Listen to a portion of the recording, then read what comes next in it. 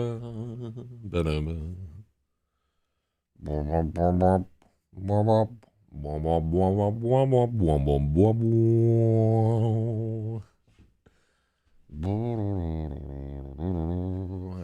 I think we're live once again.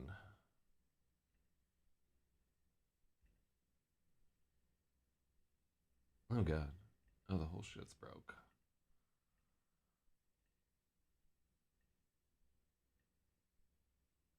Alright, there we go. We got that. Chelsea Park Memorial Doughboy. And God, fucking IRC Clown has a huge memory leak in it. So if you just leave it sitting there for like a week, it'll just fucking die. Which normally doesn't matter, but it's an IRC client. It's bad if you leave it there for a week and it just fucking dies. Shout out to IRC Clown for fucking being so annoying. There we go. But we're live, and who else needs to know? Bup. And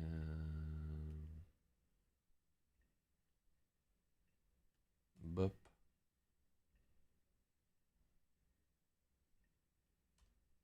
Bup. So just let LRH know. We'll let the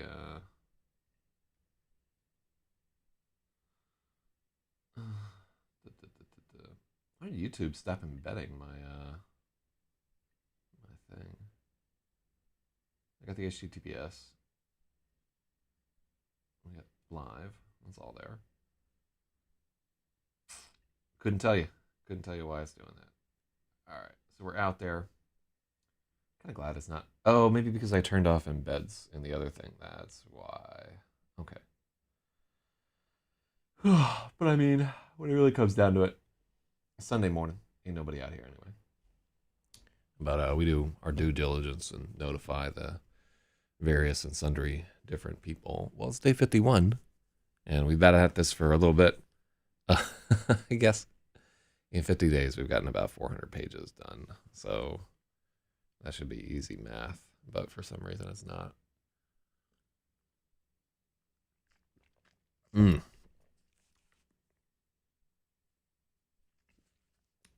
So it means that we're getting what is that, 9? Not even. It means that we're editing about 8 pages a day on average, which is 2 under what we could do in Gravid. But Gravid, for as much as there's like some weird shit happening in Gravid, overall it's a simpler work, less complexity in the characters, and less rewriting required. So what happened here? Yesterday, fucking Grand Central Station blew up, and also while we were at it, we blew up Port Authority, and I'm very happy about this. I wouldn't be happy if I'd done it. Like, I'd be all nervous and everything. Like, had I done that IRL, I'd be like, ooh, I hope people like my bombing. And, like all kinds of performance anxiety and so forth. It's like, ooh, other bombs were bigger. But in this case, this is just a part of a weird story. We're going to be okay. All right, well, let's get down to it without further ado. I don't think anything interesting happened yesterday. I drove around on a bicycle and shot a bunch of video and compiled all of it into a intro for a news program, which was completed. I think the intro, we were going to use a different intro, but that guy didn't come through with his music. So we're going to use the first intro that we had, and it'll just be short as shit. Anyhow, and I'm going to do the outro in a different way, just like one long clip of a fucking plane that I just happened. It's funny, if you just go out and film in New York City, like you will always get weird shit, like unexpected moments. The city is so vivacious and jam-packed full of action that without even trying, you can literally just set up a fucking camera anywhere and something will happen on it. It's kind of weird. And it's easy to get it like stuck into this, like I don't want to go film stuff. Like nothing cool is going to happen. But then just strange shit happens for no reason. Like I've got the intro to my other show. And there was just some people waiting for a bus stop. But people who liked the show love all the people that were waiting for the bus stop. Like one guy in a wheelchair was like talking about old dirty bastard, and said something about how even though he was a famous rapper, he was still entitled to food stamps because of the way the Hollywood accounting worked out there. He went and got him, and they were like arguing about that. And I had just set up a camera to record. I only wanted to record the street because I was like planning to do an animation where like this giant column of letters was like flying up the street. But like yeah, and there's this old lady in her white church clothes sitting there, and just a random Nigerian dude like checking the fucking bus times and everything. And I've seen it a million times. I can remember all that super well. But yeah, just setting up a camera in the city is can reap crazy rewards. All right, let's get down to business with the editing. I've started the timer, and I'd like to get through chapter 49, Abattoir. I feel like it's a short chapter. So this takes place right after the bombing of Grand Central Terminal. And this is where Sarah has just exploded in a nova of energy, unleashing just tons of power in response to being attacked by Kaiser Duchance, who was sort of the boogeyman of this story. And hold on, let me notify our ace editors.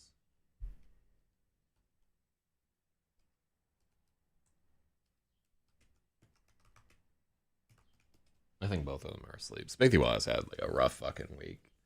Normally he's all over these edits, but I think he's like programming, and like they fired everybody but him, and he's doing the work of like an entire team, which is, I mean, let's face it, like 90% of programming is just kind of like dicking around and like fiddling with things and being like, oh, okay, and then in the last minute doing what you're supposed to do.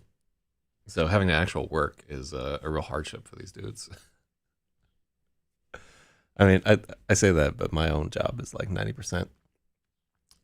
Just being like, oh yeah, I'll get to that, and then just like 10% of getting to that, and hopefully fixing the fucking thing. All right, Lemon Maybe and the Electric Lady by Zak Zyz, chapter 49, Abattoir, 3.8, 7:08 a.m., Grand Central Station. It should be Grand Central Terminal.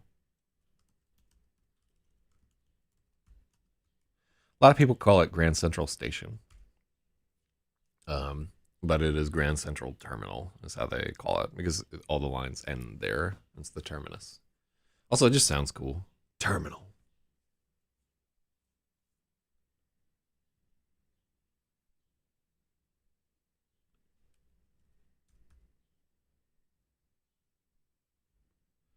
As above, so below. Sarah plummets into hell, choking on dust and the stench of burnt flesh.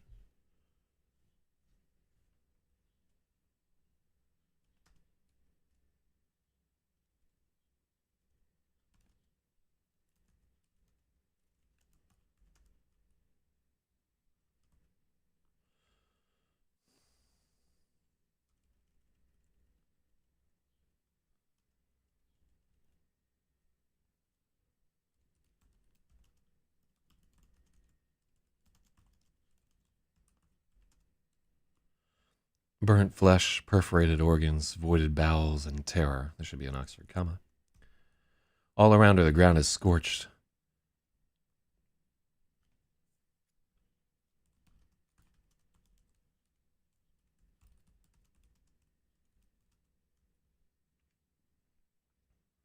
All around her, the ground is scorched. The policemen who surrounded her are just charred and blackened meat.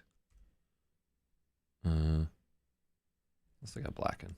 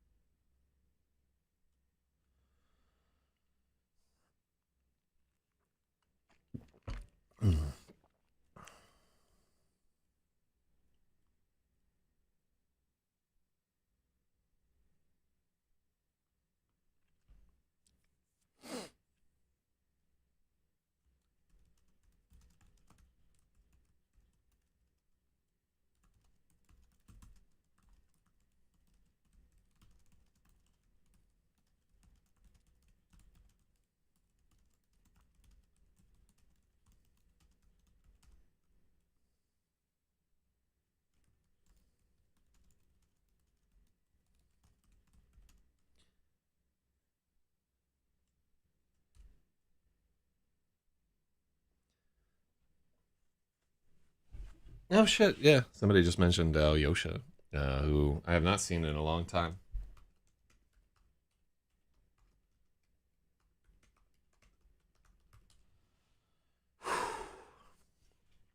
All right, hold on.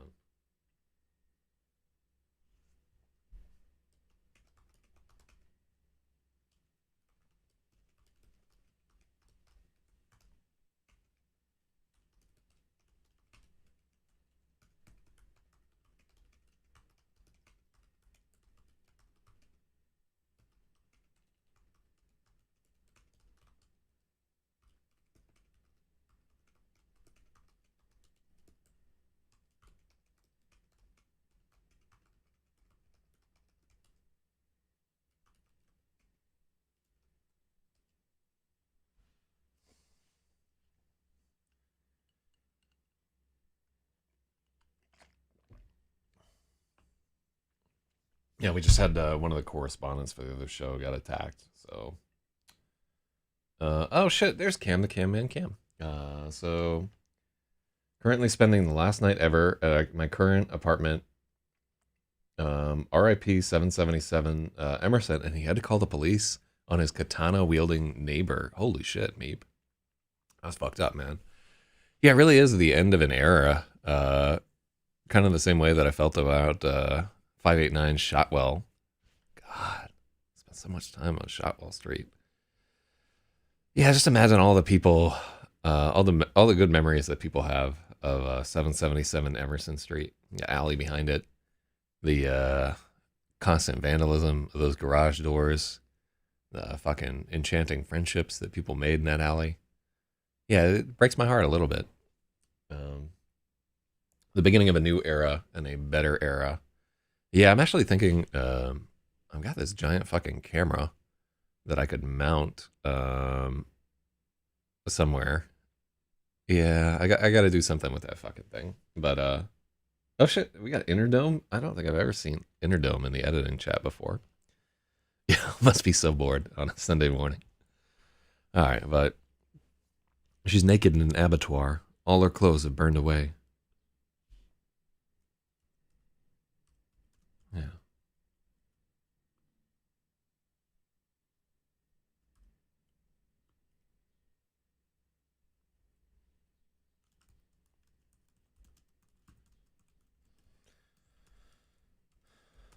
Yeah, so me maybe I'm gonna get a chill ass pad in Mexa Denver. No Buffalo Bill neighbor. A beautiful Persian girlfriend. Hell yeah. I'm glad that you're working that out right there. But yeah, so one of the consequences, like whenever this girl like unleashes all of her electrical power, it just burns up all of her clothes. Oh, so there's a Jew Boyd right there. He goes by Hugh Boyd, right over here. God damn. Yeah, y'all are bored as fuck. Well, you're gonna have to deal with editing of this book because that's what I do in the mornings.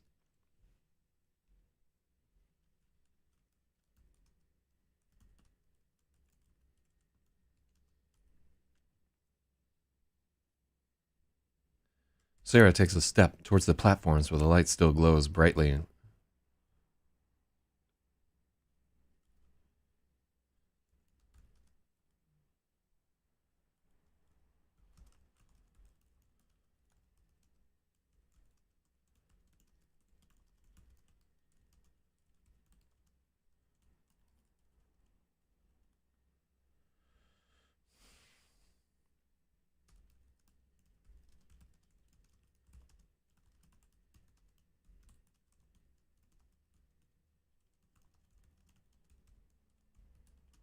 Oh, so here's a note actually. As far as I know, the Metro North don't use no, they have to use rails. Um, well, do they have to use rails? So the Metro North trains, the linkages are the extending, sort of like those pads on top of. Yeah, I don't think that they can use subway rails, so they would be in overhead high voltage lines. So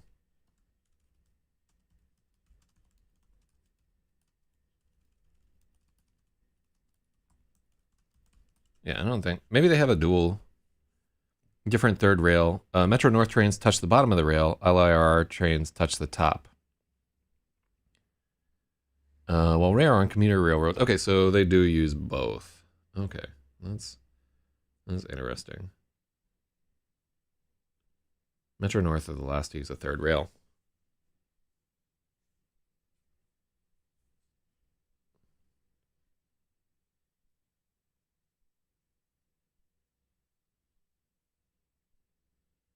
Run diesel trains.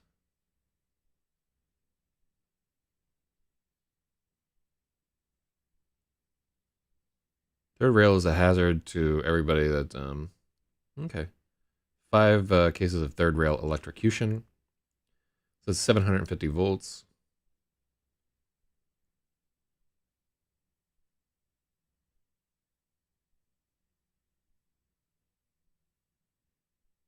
Yeah, yeah, those rails will 100% fucking zap you. Women are always buying new clothing anyway. This method enables her to conserve closet space at least. Yeah, I don't know that she's really like much of a clothes horse, but that's a weird fucking. What does that even mean? Like, yeah, where did that fucking come from? It's a frame on which, yeah, clothes horse. A conspicuously dressy person. Okay, dressy. Yeah, she's not dressy. Mm-hmm.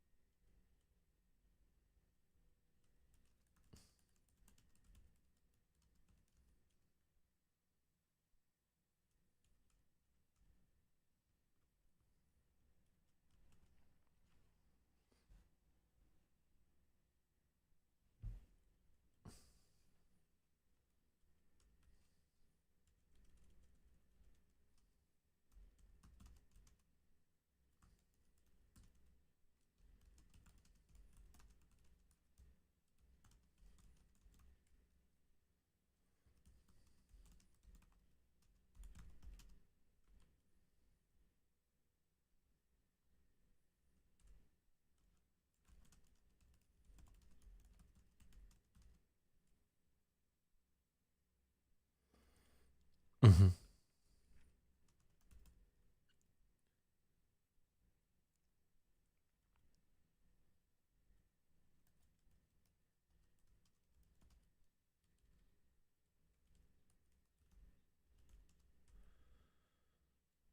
Sarah starts to creep towards the train platforms. Deeper into the tunnel, the lights are still on. She can see the charge burning bright in the rails, 750 volts. Her bare foot comes down. Oh, yeah.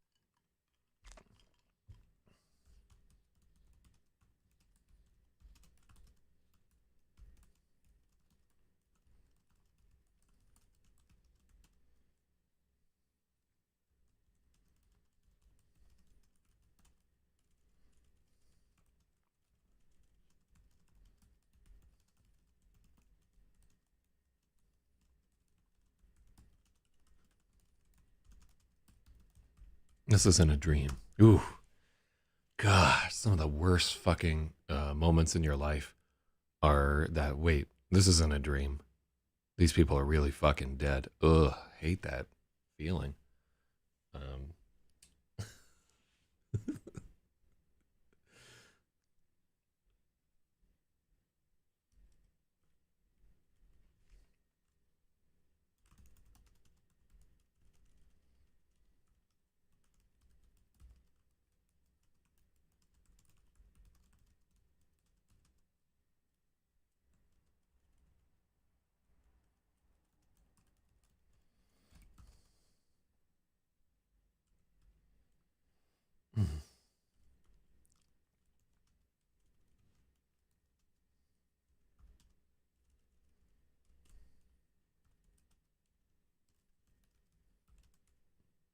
yeah, I don't like panic sets in as a turn of phrase. Because panic does kind of like it does kind of settle into people. But it just it doesn't really convey the action of the panicking. So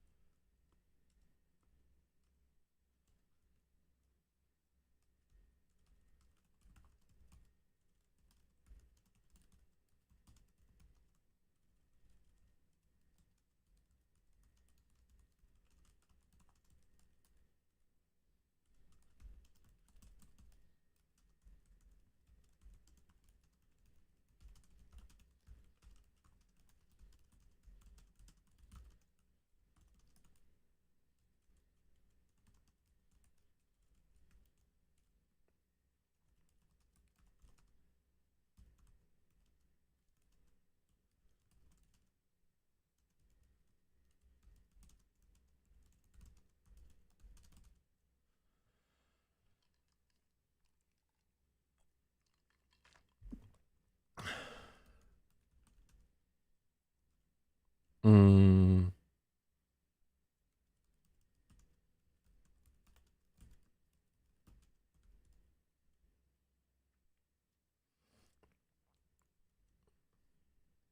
all these dead people, all this horror is real.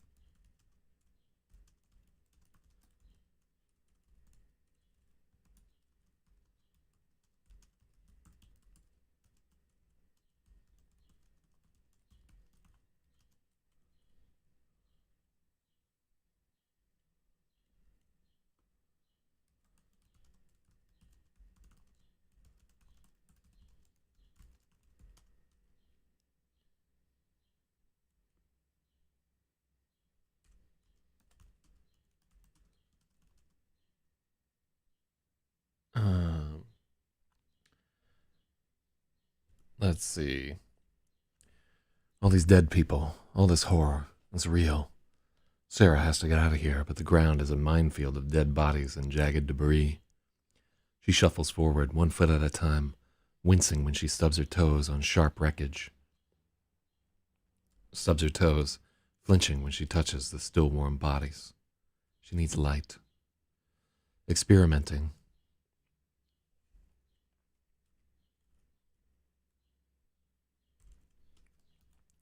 Experimenting, Sarah touches her thumb and forefinger together.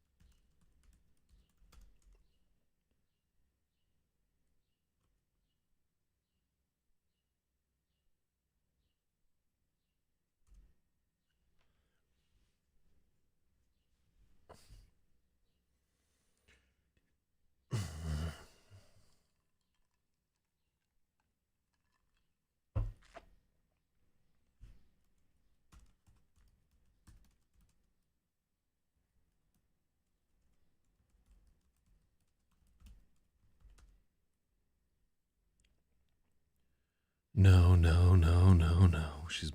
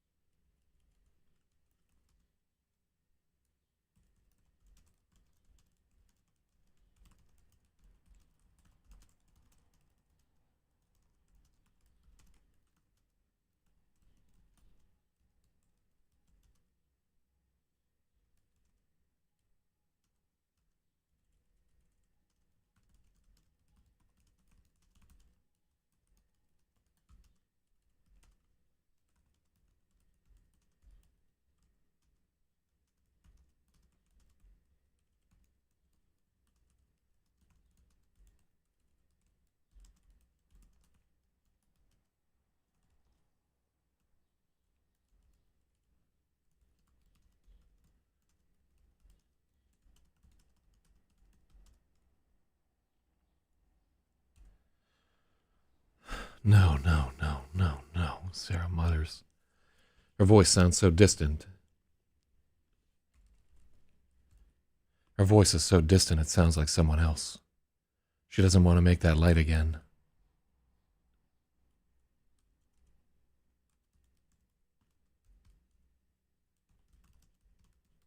She doesn't want to create another light. Doesn't want to see any of this. She saw...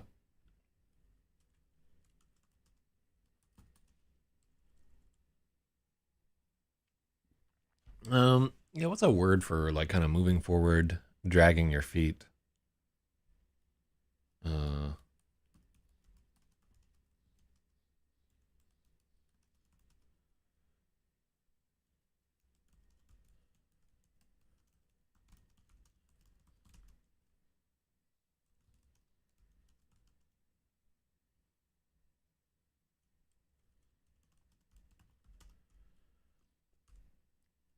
she scrapes her feet towards the train platform, trying to remember the path.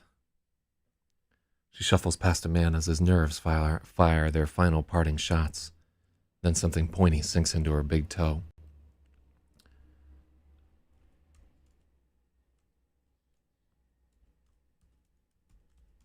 Fuck.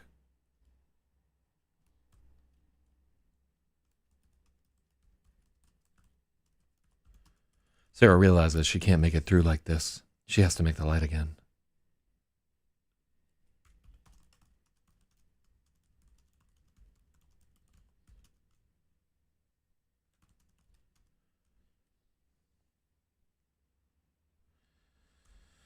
She has to see the bodies and the blood painted in the harsh arc light. She can only keep it up for a few steps, then it flickers out.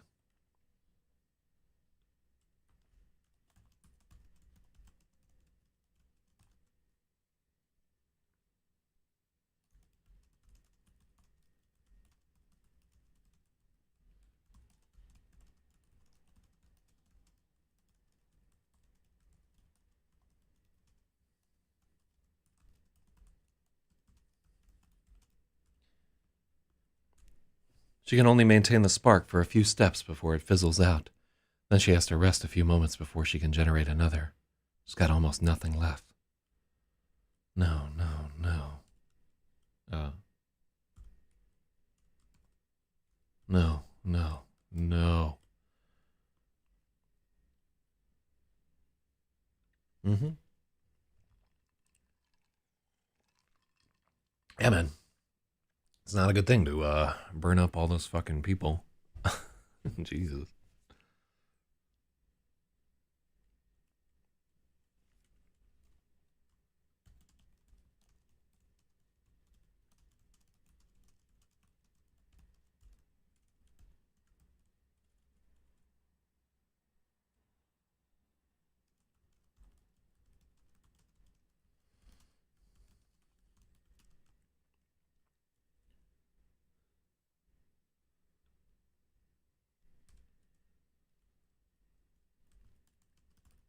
It takes less than 2 minutes to make it to the platform, but it feels like hours.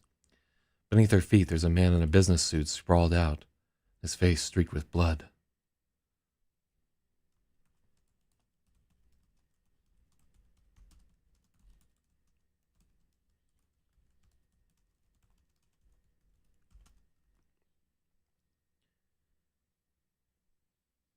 He was running full clip in the dark and collided with a pillar.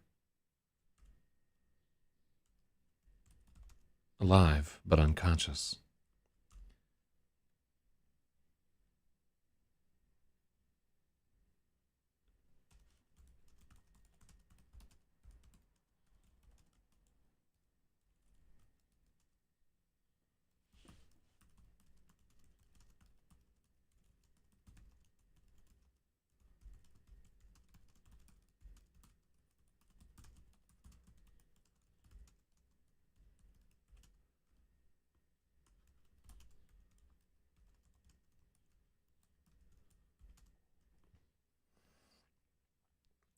Shivering, Sarah notices he's got a long wool overcoat on. She doesn't want to take it off him, but she needs it. Needs to get the fuck out of here.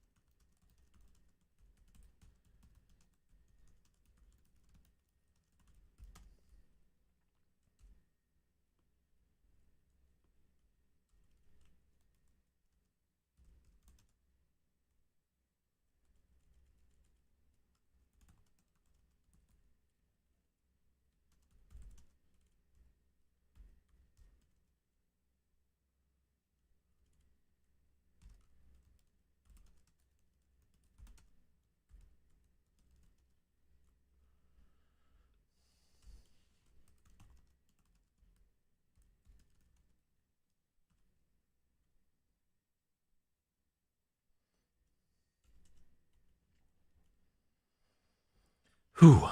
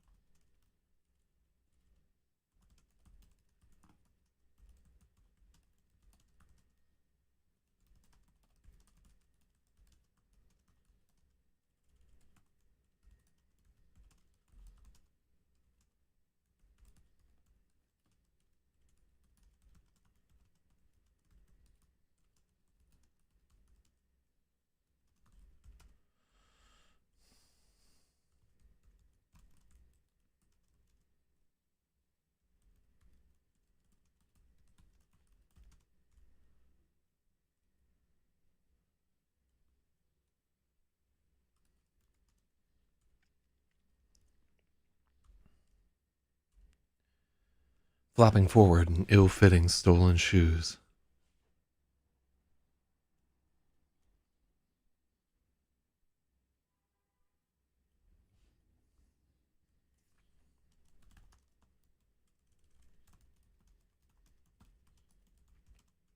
They're clown-sized on her.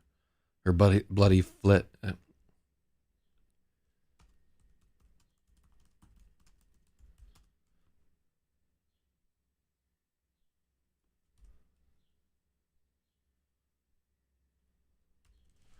Flopping forward in stolen shoes.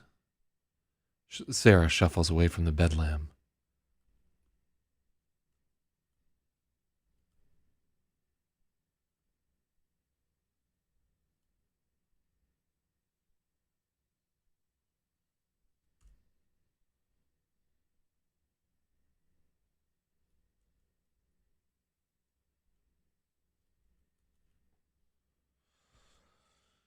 Whew.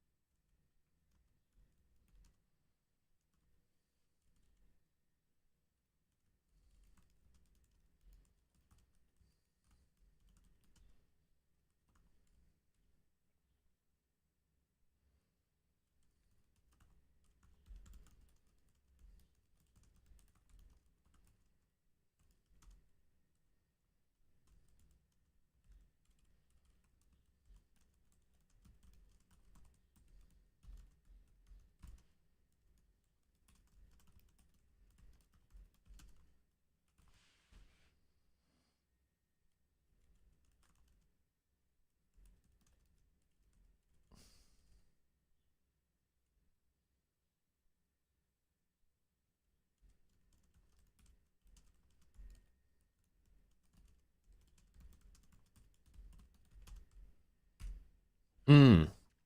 Yeah, so this is a short-ass chapter. This is 3 pages long. And so we're going to do another one right there. Yeah, so that's abattoir. Can't forget about that inner dome. But yeah, I like that as just kind of a note um, there where she's like, fuck, I gotta get out of here. I fried all these cops.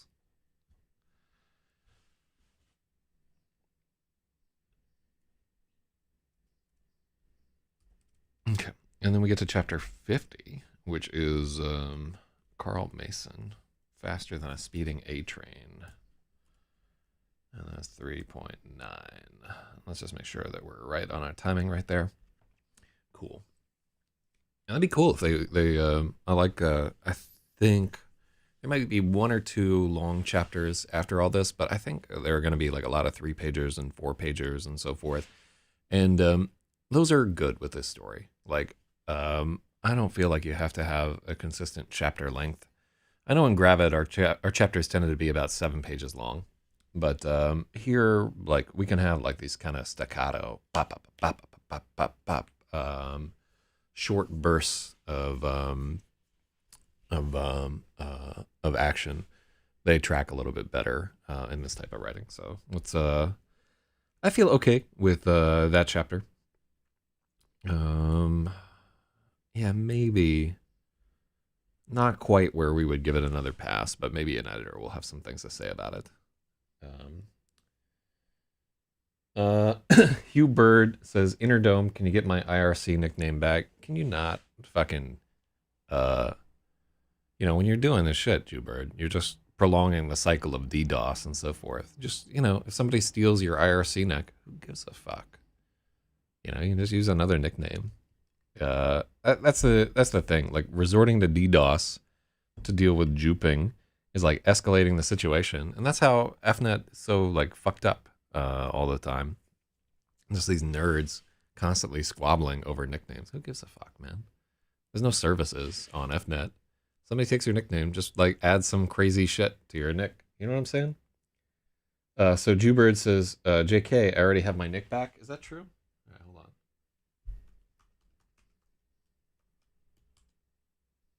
Oh, he does indeed.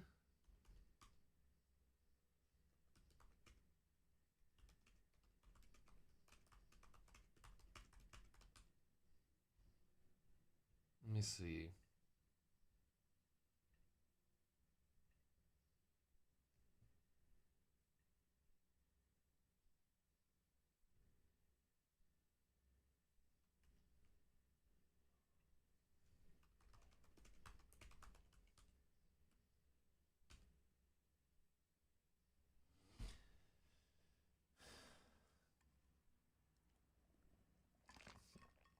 I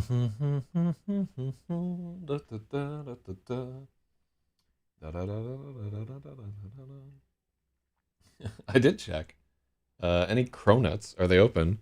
I didn't understand like what the fuck the whole cronut thing was. I'm not super jazzed about donuts in the first fucking place. They're just donuts. I think I'm gonna wash my motorcycle this morning. That's my game plan for the day. I don't know what y'all are up to, but me, I'm washing a motorcycle. Then I'm gonna go for a ride. Then I'm gonna record some shit, probably. And then Lord only knows what I'm gonna do. But I'm gonna have a good day today.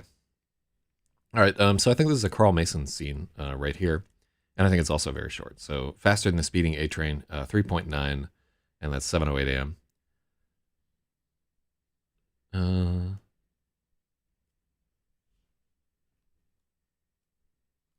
Let's humming is the wrong word.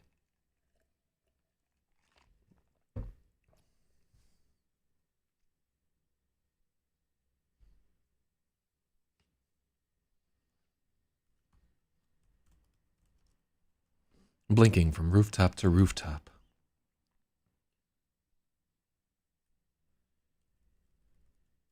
Let's.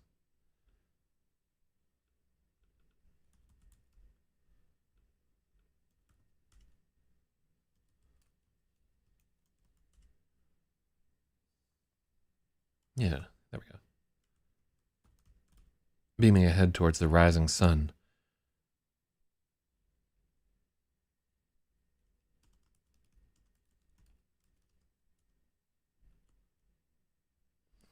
Blinking from rooftop to rooftop, beaming ahead towards the rising sun, Carl stands on the tarry rooftop of a brownstone one moment.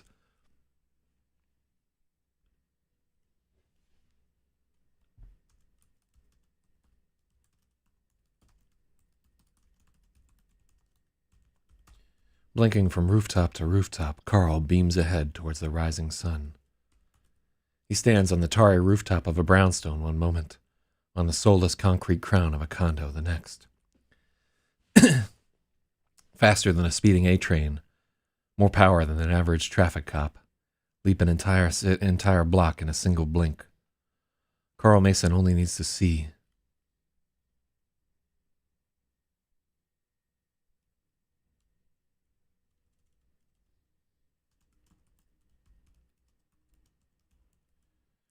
Carl Mason needs only to visualize his target, to flex that muscle he didn't know he had earlier.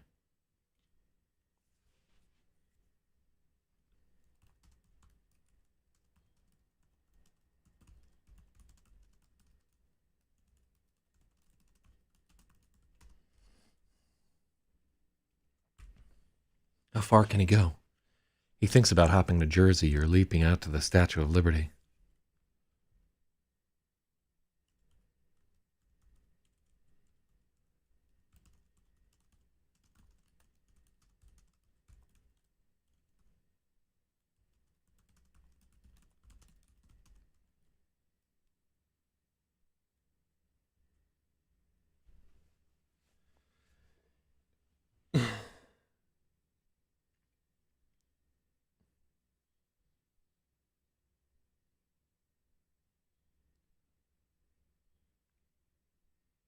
How far can he go?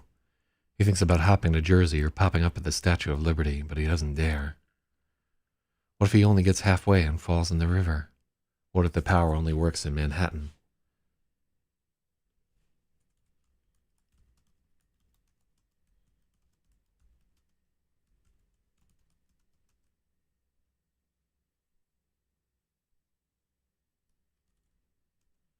Uh,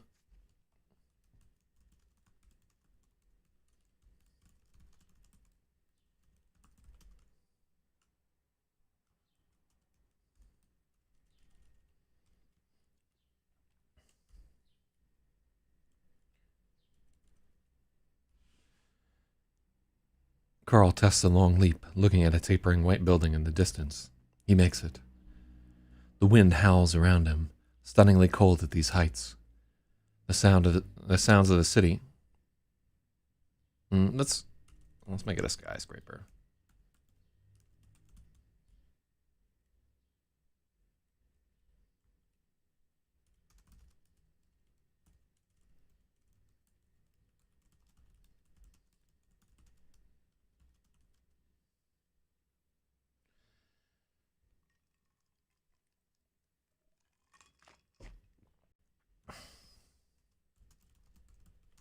And visualizing himself standing on the corner of the roof. He makes it. The wind howls around him, stunningly cold at this height.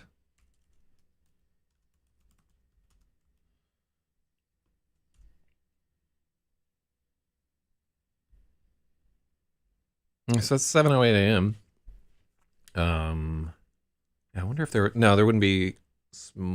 He wouldn't see the column of smoke yet. I think. I think maybe it's covered already.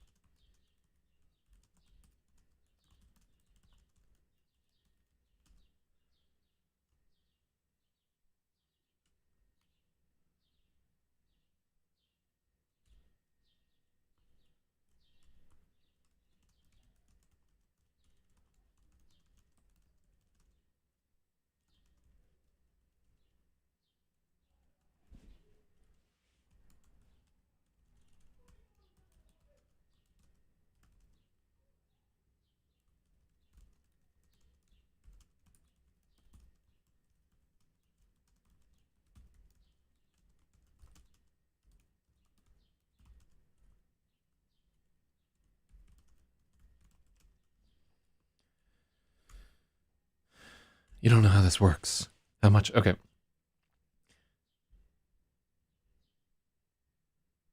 How many stories is the Grace building?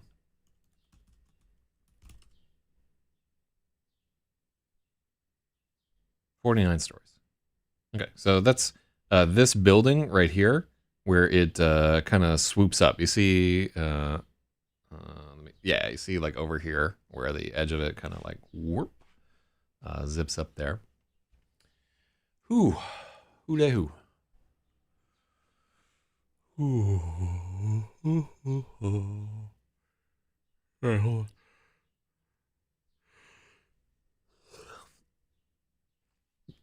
But yeah, you can kind of see that delicate arc. I've done work inside this building, so that's why we're using this one.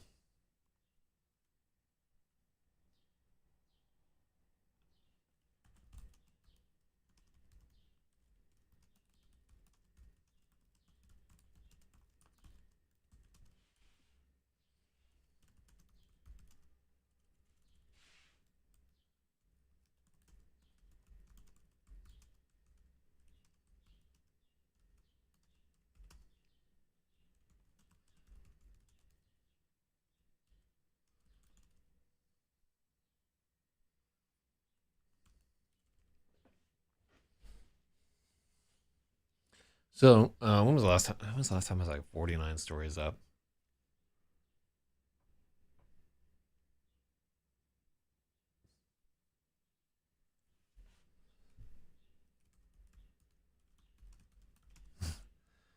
The taxicabs honking below look like toys. The people are just colorful dots. The sounds of the city that rise up to them are muffled in distance.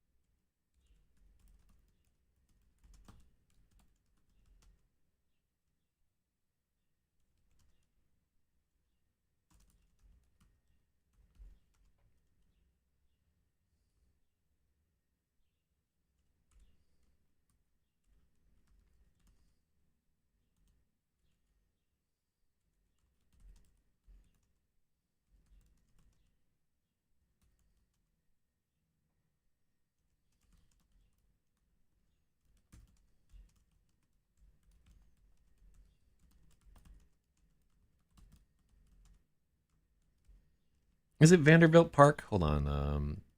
I think I got that park name wrong.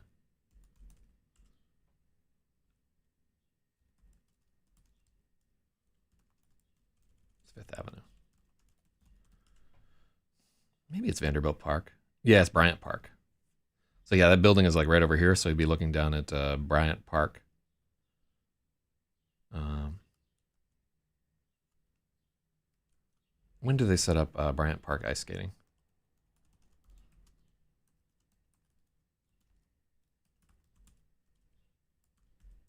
Schedule.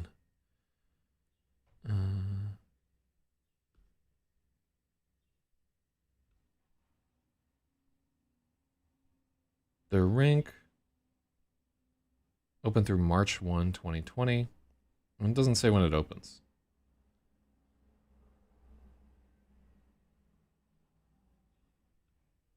Yeah, let's reserve our skate time online. Close for the season. Return fall of 2020.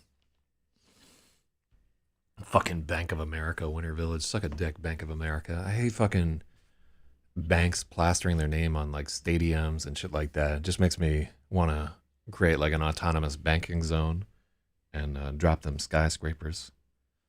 Ugh. Yeah.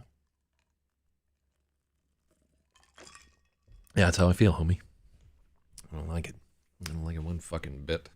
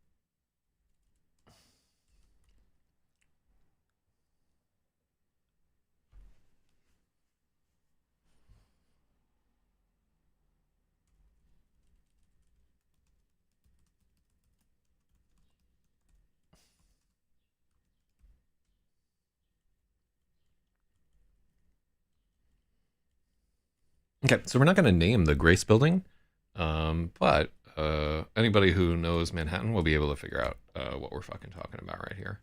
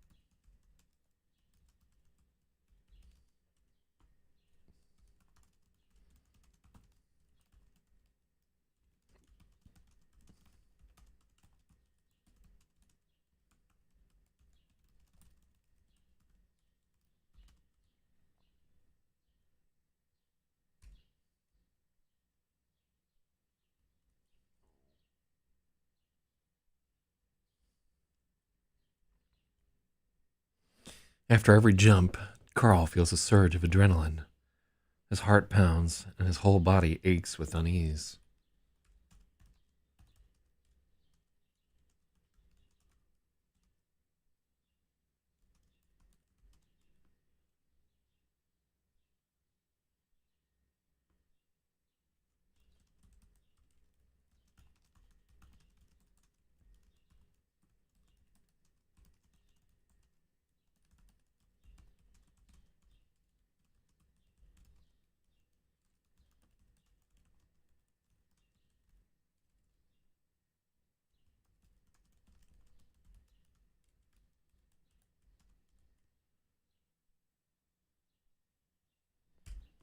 It's a pervasive, sinking unease. Yeah, I like that better. The south side of the building. Yeah, we just cut that out entirely, Jewbird. I've already gotten the ice skate.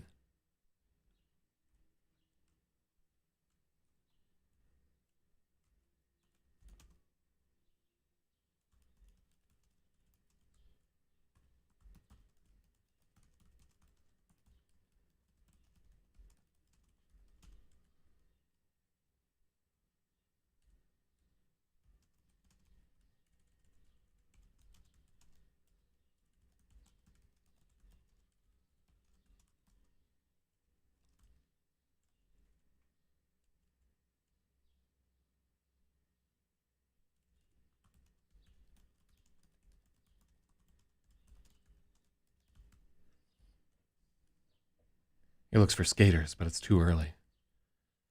Spreading out before him is a vast array of buildings, rooftop after rooftop.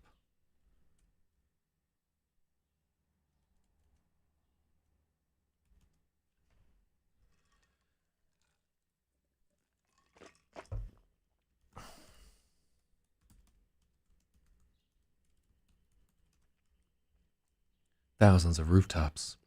With a thought he can appear on any of them. The freedom is exhilarating and terrifying. Okay, cool. You don't know how this works, how much you can take. You should slow down, Carl tells himself.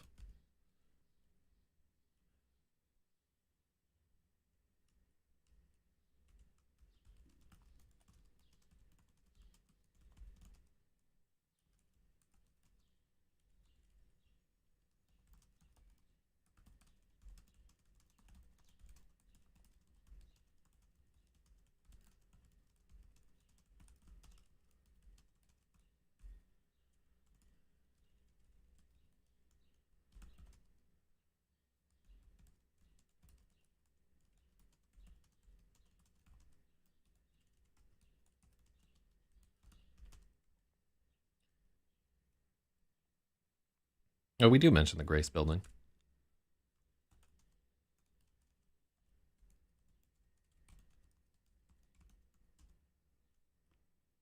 He has a quickening certainty that what he's doing is wrong, against the rules, that each leap brings him closer to his doom.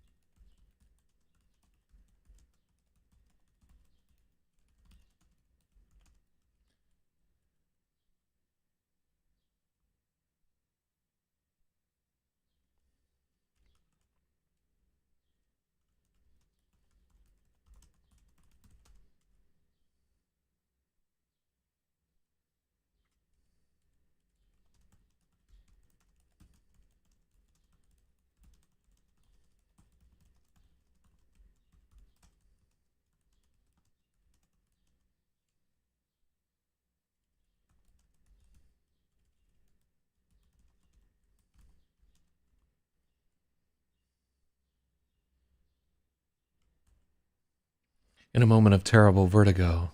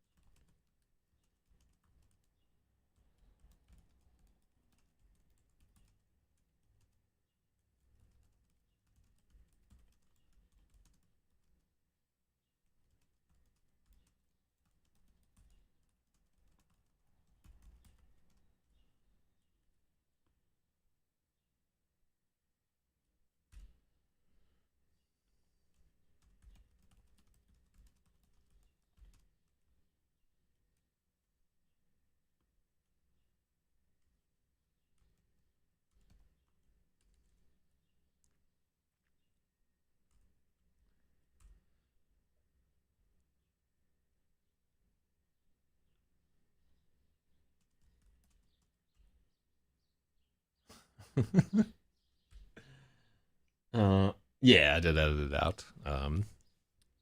Didn't like it. So let's take a look.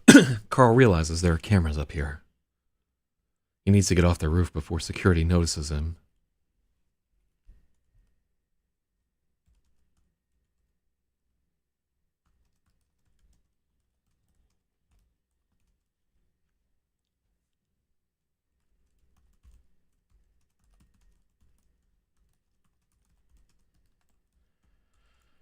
They'll have questions he can't answer.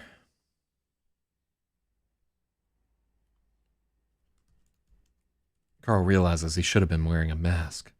He shouldn't be here. He should have just let himself hit the pavement when he jumped off his apartment building. In a moment of terrible vertigo, he peers down at 42nd Street. The base of the building flares outward.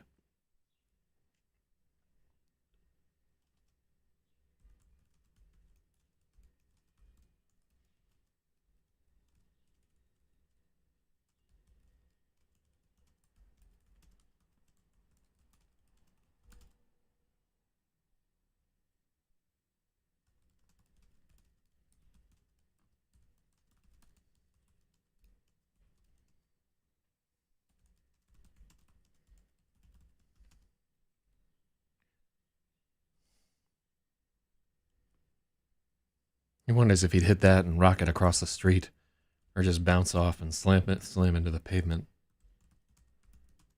What's wrong with me?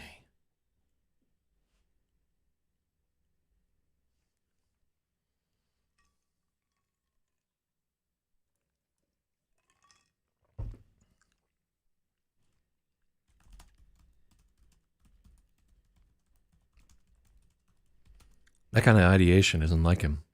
Carl shakes his head and it's not enough. He gives himself a light cup.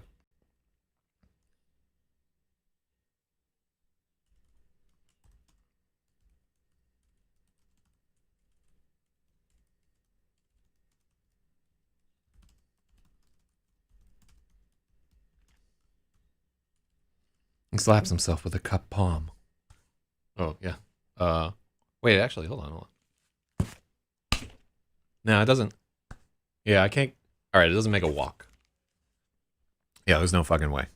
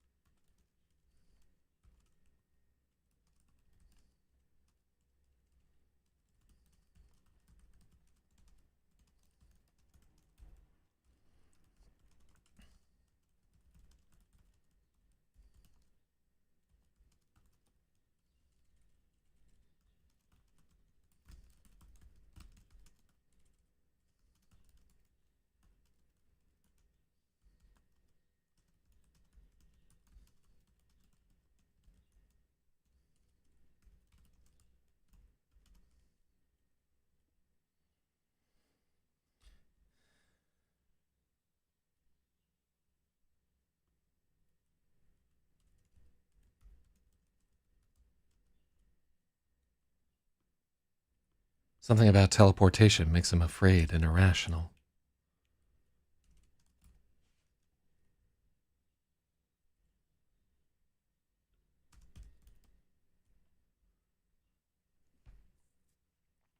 Carl shakes his head. A little half laugh slips through his clenched jaw.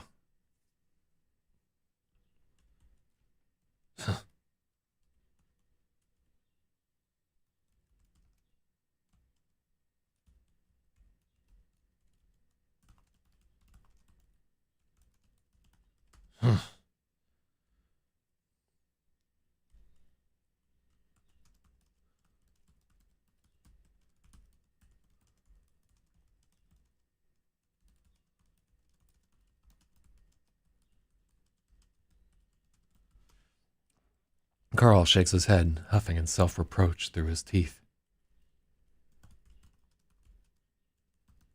Huffing through his teeth in self-reproach.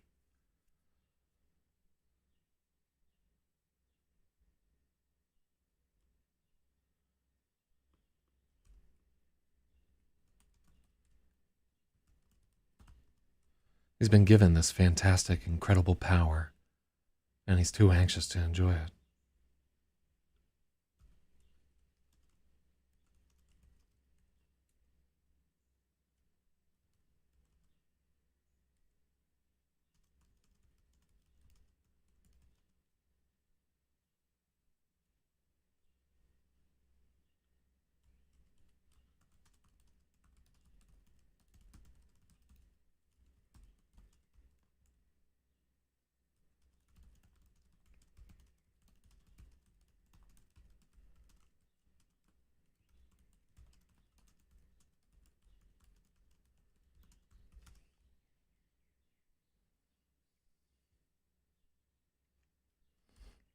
He can go anywhere. No one can hold him.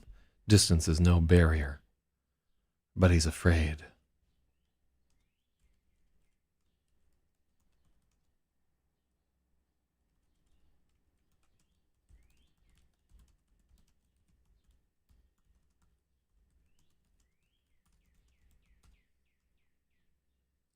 For a long time he stands there.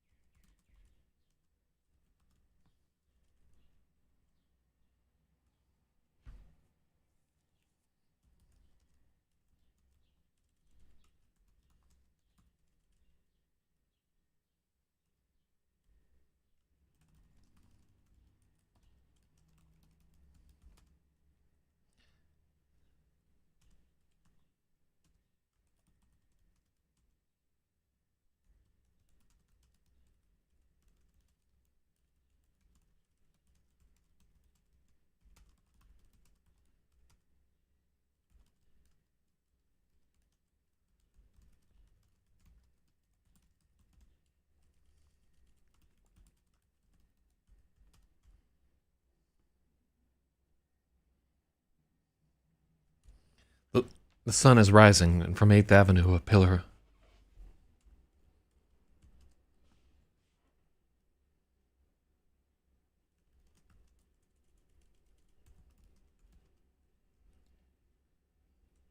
Over on 8th Avenue, a pillar of smoke is rising to meet it.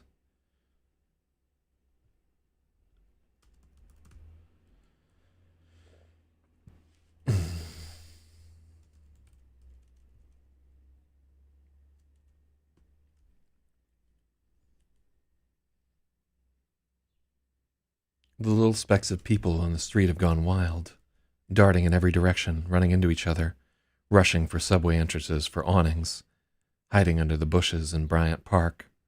Sirens are suddenly wailing everywhere.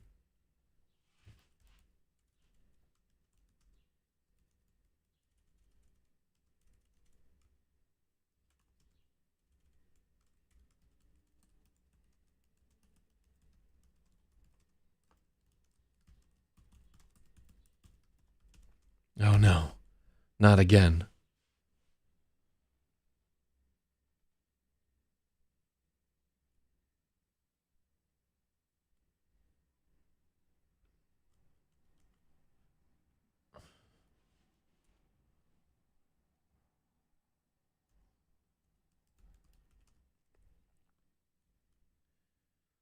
They weren't planes. He would have seen them, heard them. Someone has done something terrible. He needs to get down there and help, needs to get to work.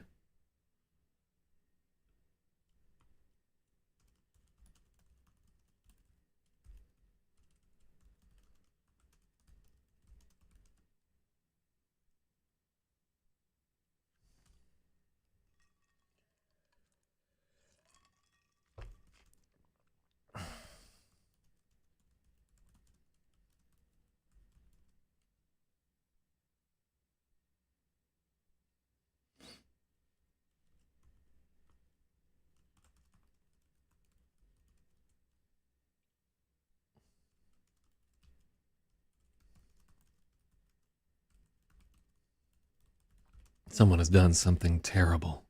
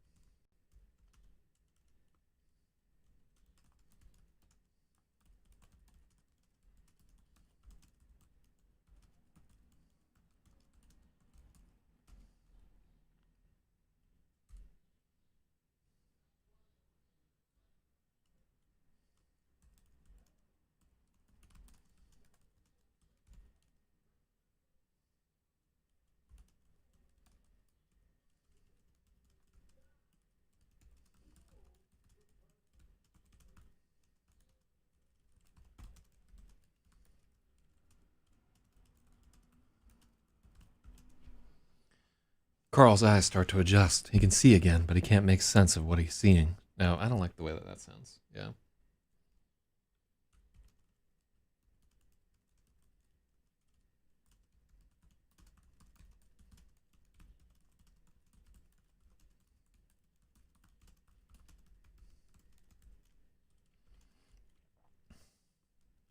All around him, glowing outlines are unfolding.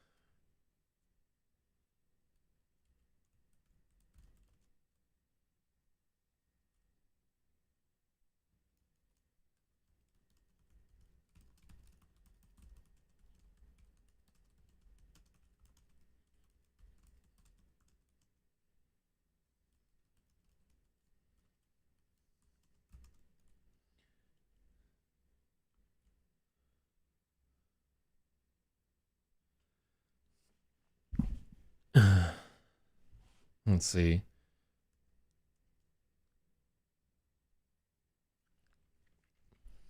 So yeah, it's like he's having a bad fucking acid trip here. Carl's eyes start to adjust. After a few moments, he can see again, but he doesn't understand what he's looking at.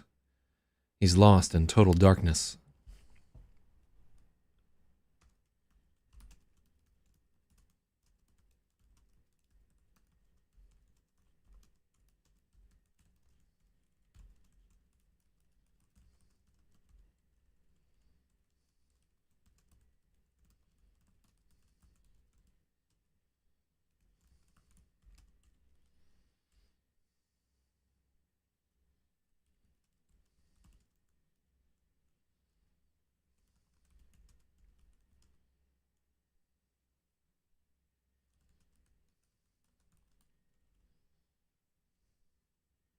What do we have here?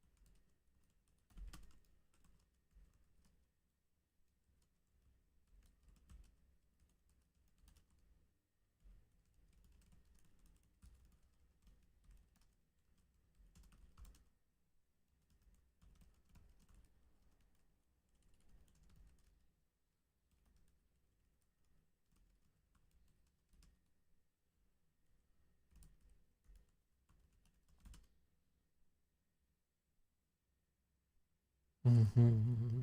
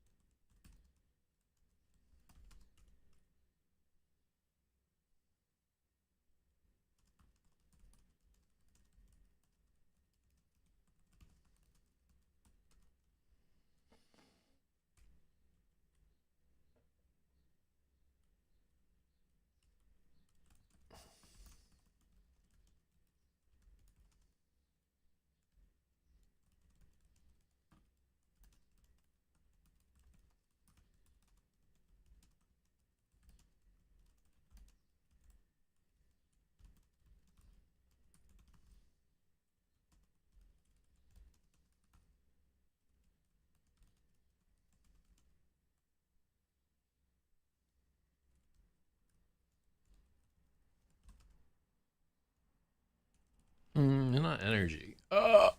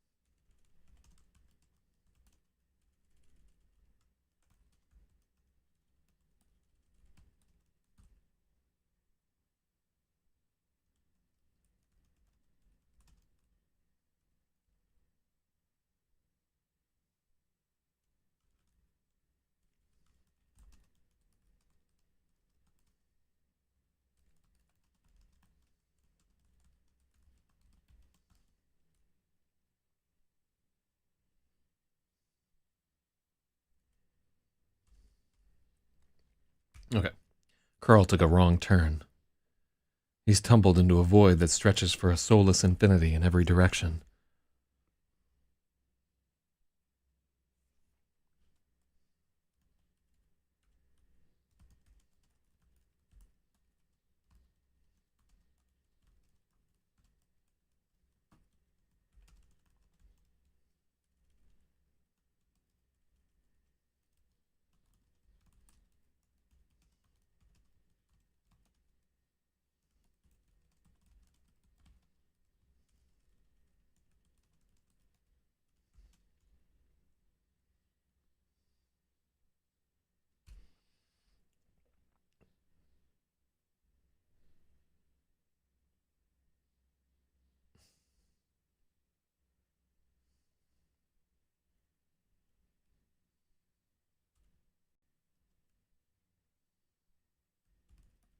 The lines form into grand patterns, schema of such complexity and scope that his mind reels, breaking apart from simply beholding them.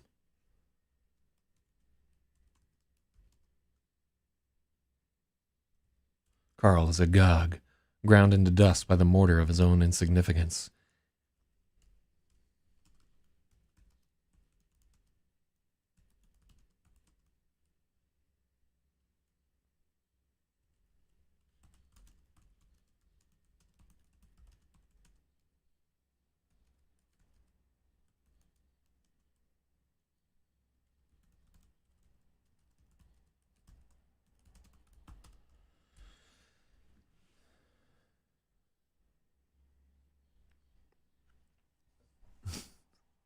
So the nice part about the Carl Mason thing is that the teleportation that it goes through, at first it seems like, oh, cool, I'm like fucking Nightcrawler, poof, appearing over there.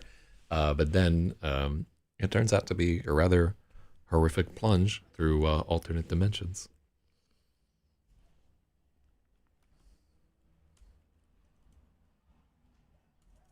Carl's eyes adjust.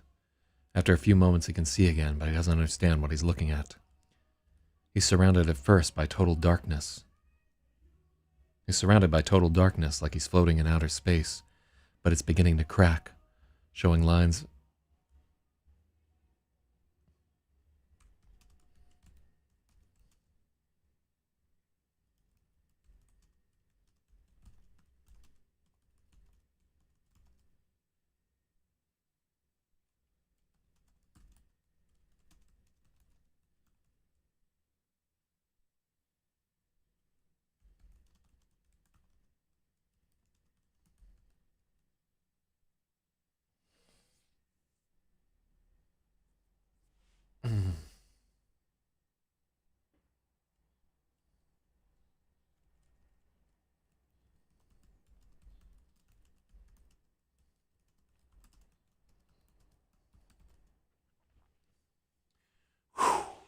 I didn't realize that we were gonna have to fucking have both a walking through a massacre and tripping, like having a bad acid trip scenes simultaneously this morning.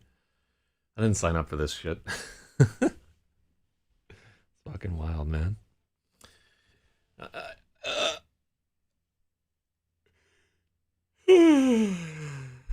Fortunately, a beach ball gives us a little time to recover. God damn. Shout out to everybody who's watching this at the moment right here. Thank you. What a strange fucking trip we're on, you know? God damn it. I'm fucking quit beach ball. All right, hold on. Let me dog out. And I'm going to take a quick stroll. I'll be right back.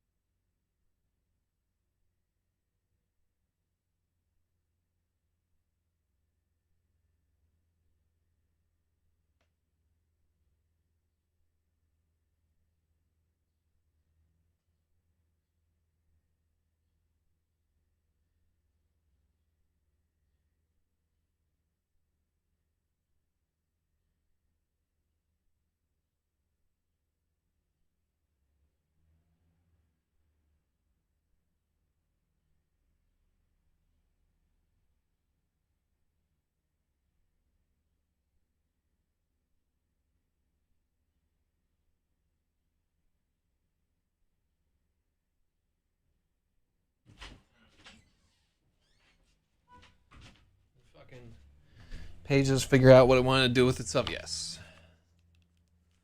Dog out successful.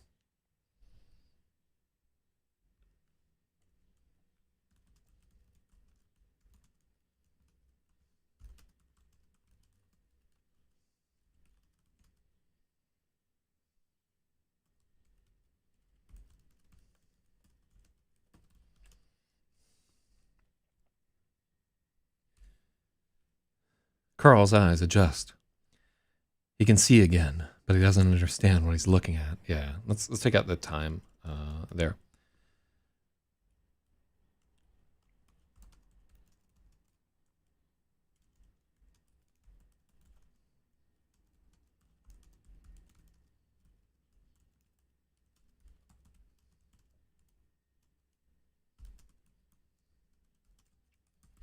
He's lost in total darkness as if he's floating in outer space, but it's begun to crack. Lines of afterburn, like the fleeting glow after he shuts his eyes, but building instead of fading.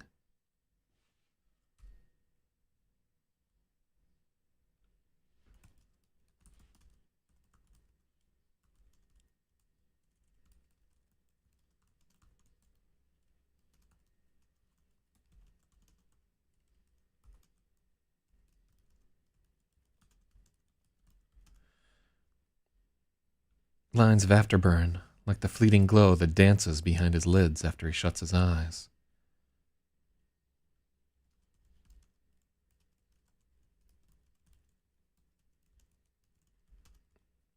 The cracks begin to unfold.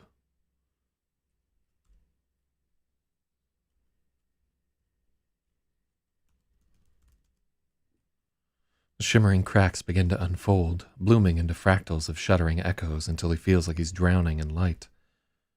Drowning.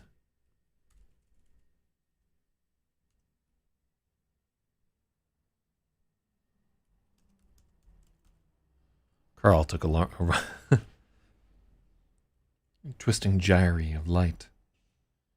Carl took a wrong turn. He's tumbled into a void that's set... Yeah.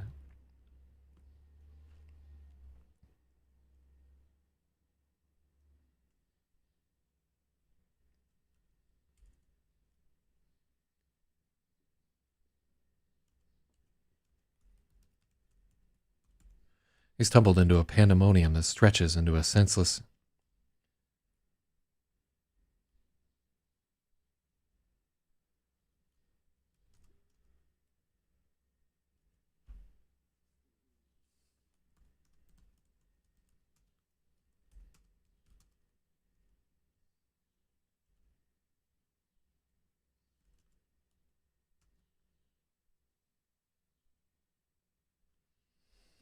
Let me see.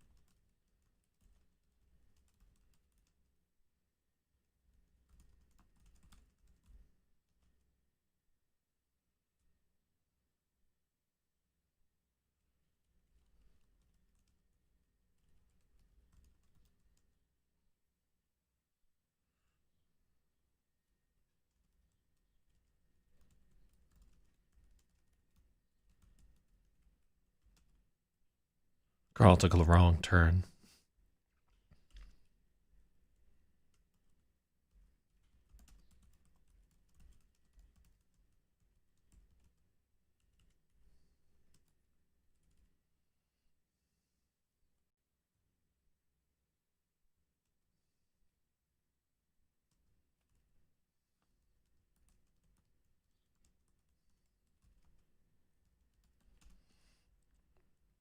A senseless infinity between worlds.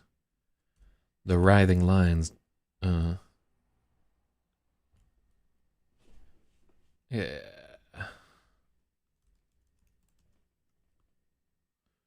The patterns dwarf him, mountains towering over a moat of dust.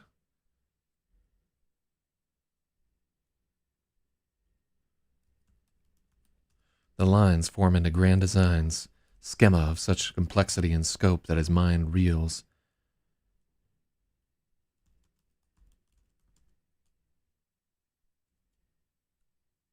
Breaking apart from simply... let's make that merely.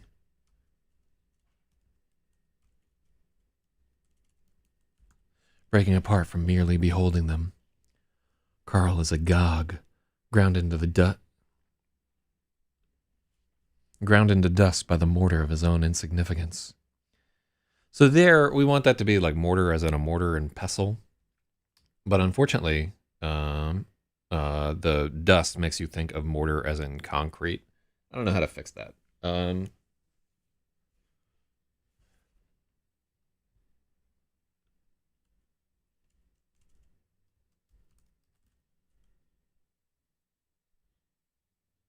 You could call it the mortar and pestle of his own insignificance, but that sounds awful. And I like dust better than powder. He's about to go insane. No finite mind can bear this.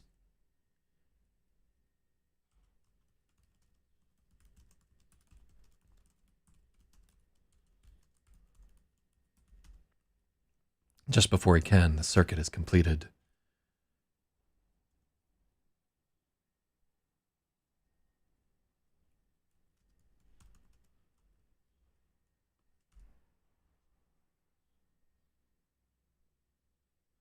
The scream that rips from his mouth is the same he cried when he was born.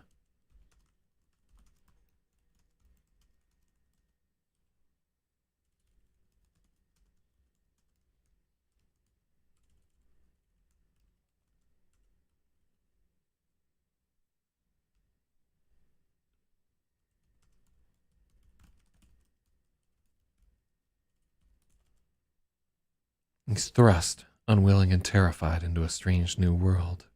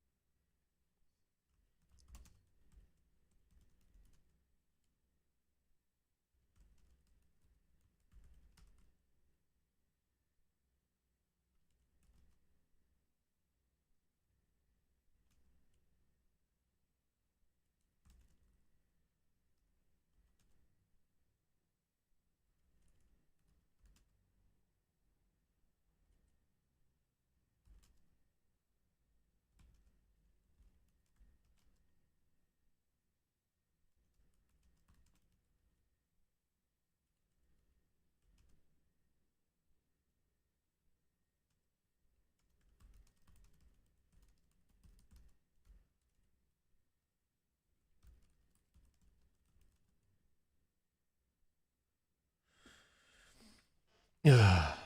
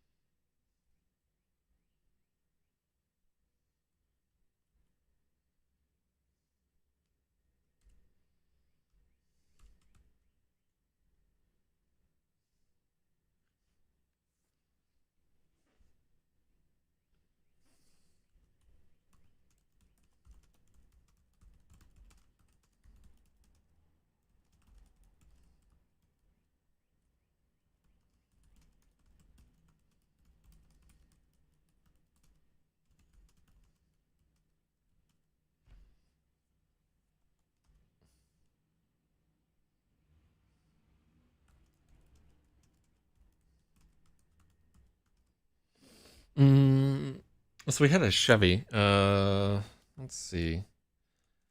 What kind of SUV is he gonna crush here?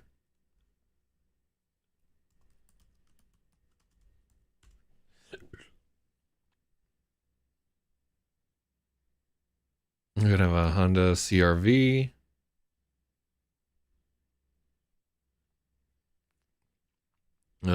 So a Honda Pilot, a Jeep Grand Cherokee.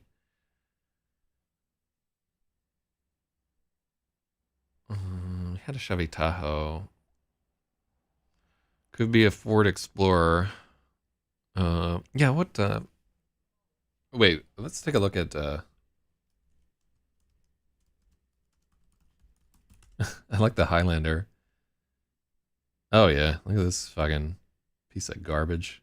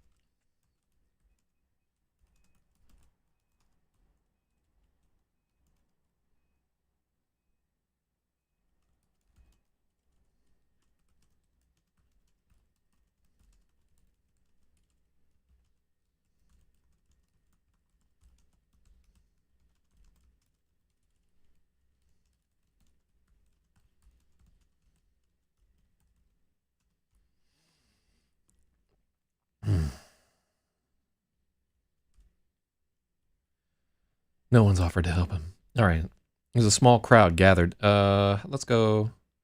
Carl blinks out of the dream, but he doesn't stop falling.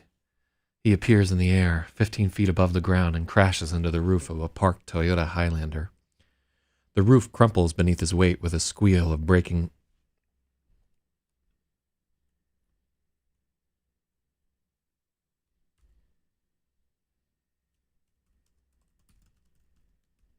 The roof crumples beneath his weight with a squeal of bending metal and the explosive pop of every window shattering at once.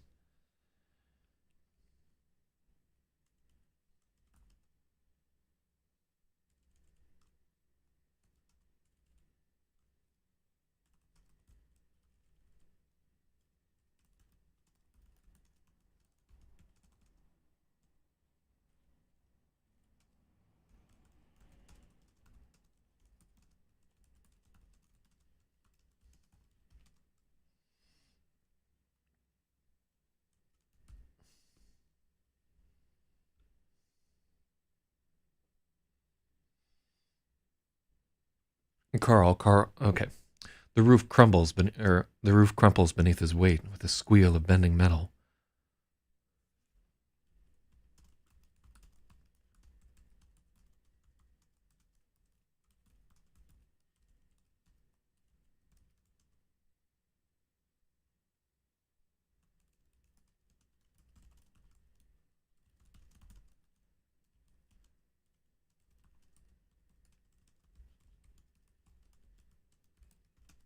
Showering the street with cubes of blue-green auto glass.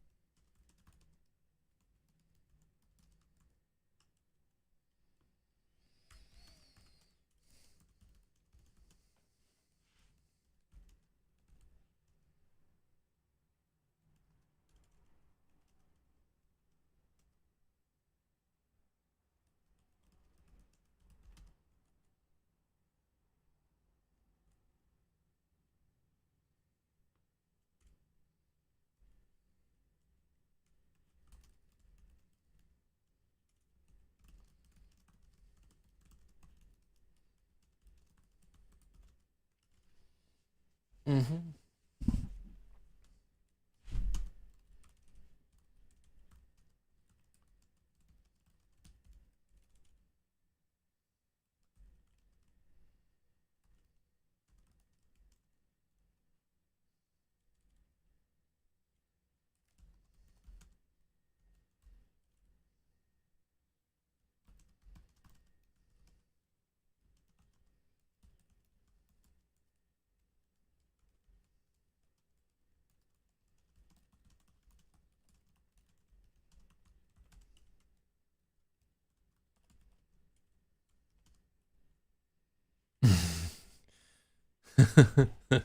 Very bad.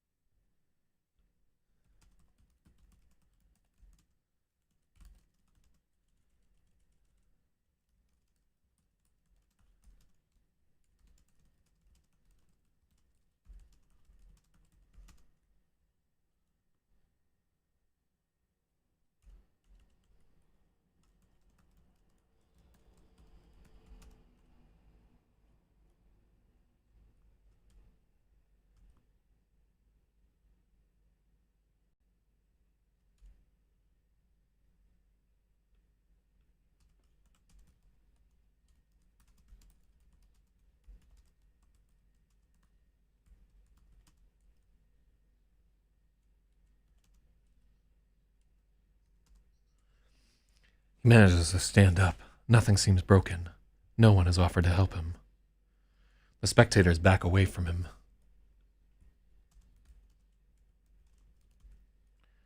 Self-consciously stuffing their hands into their pockets. One man has whipped out a camera, a dinky little Canon point and shoot. He's recording Carl.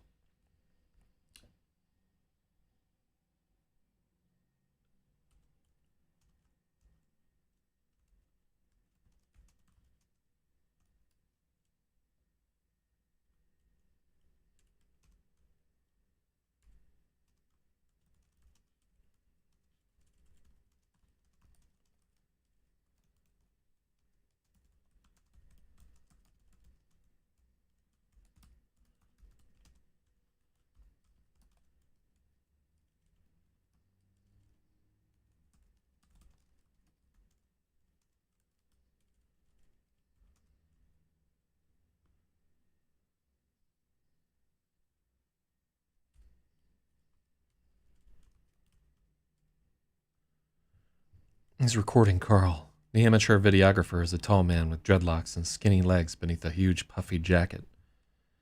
I have to go. I have to get out of here. The fear of remaining...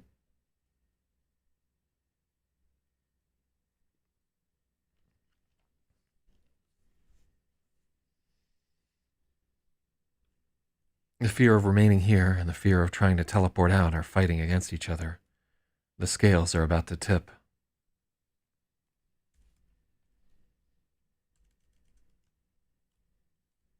Hey, are you okay? A woman in a green dress asks. Normally, Carl would be glad for her attention, but he has to get that fucking camera out of his face. He can't teleport with that asshole recording him.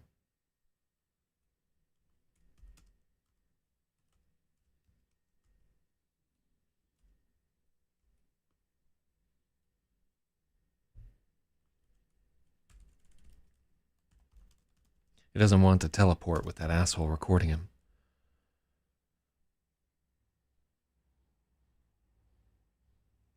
Carl tries to walk away, but the man in the puffy jacket follows after him.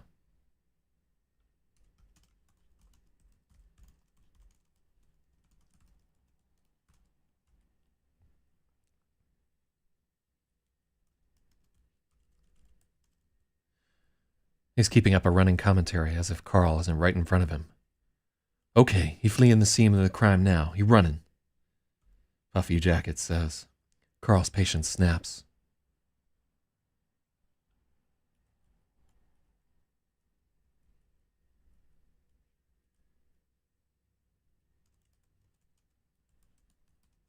The man is focused on the tiny camera screen.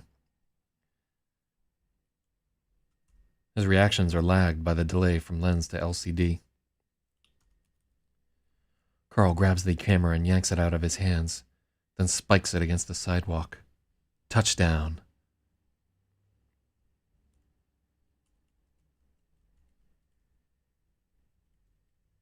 No, we can't fit that in there.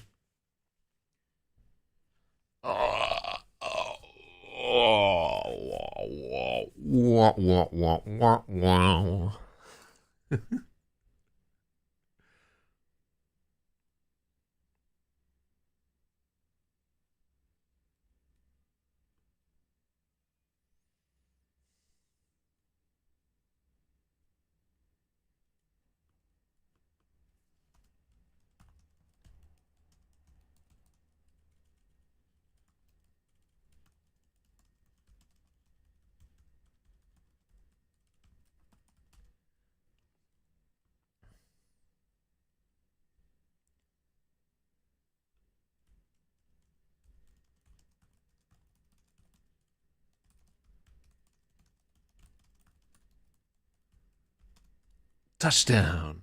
The camera shatters into a million pieces. Yeah, we cut that out.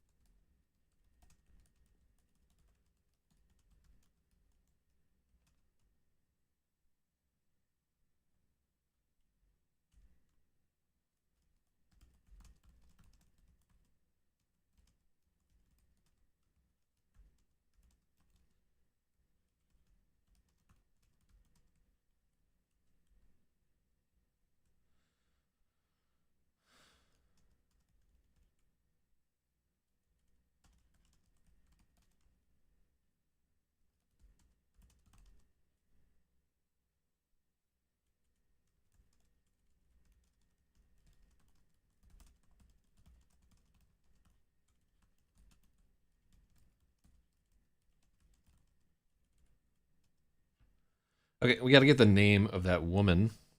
What was it? It was like fucking. I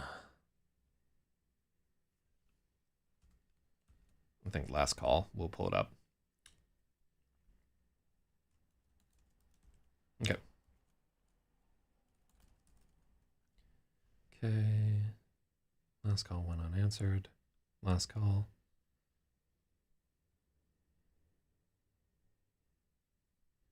What was her name? We gave this lady a name. Lost another one today. Fuck. Let's see. There we go. So Carl didn't sleep much. I think this chapter is where we gave her a name. And it needs to go to the previous chapter. Nadine Toulouse. Yeah.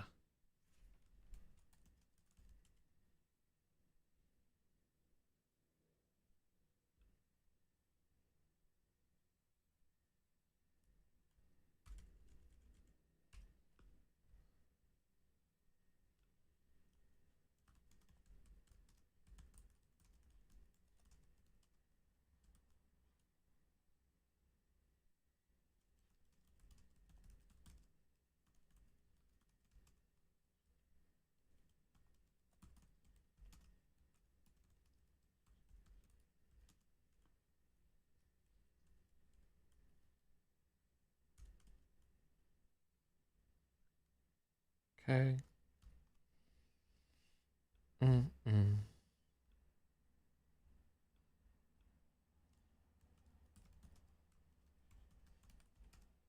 Nadine Toulouse. Last call was to her mother. She must have heard. Oh, yeah.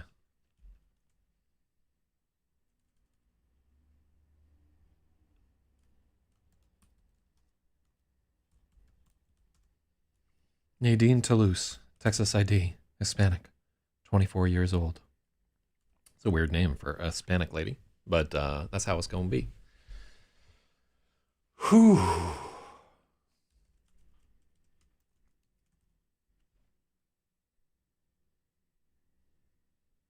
Mm-hmm. Nadine Toulouse.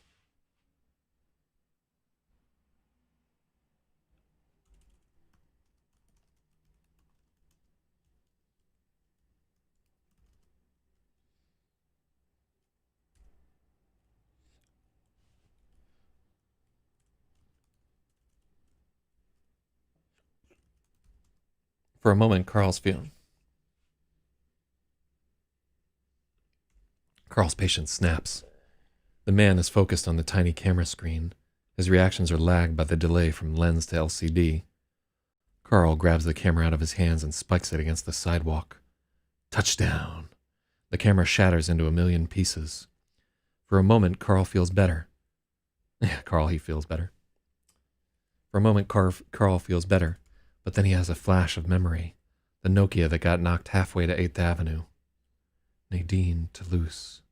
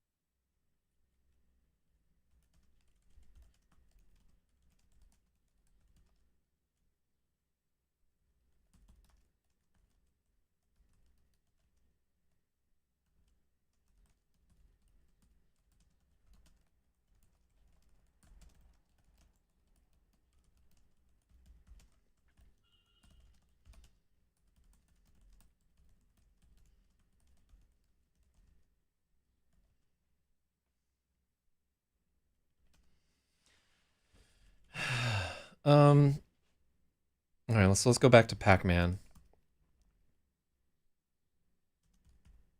Pac-Man.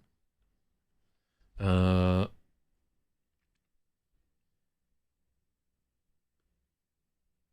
because I want to turn it into like a drugstore or something.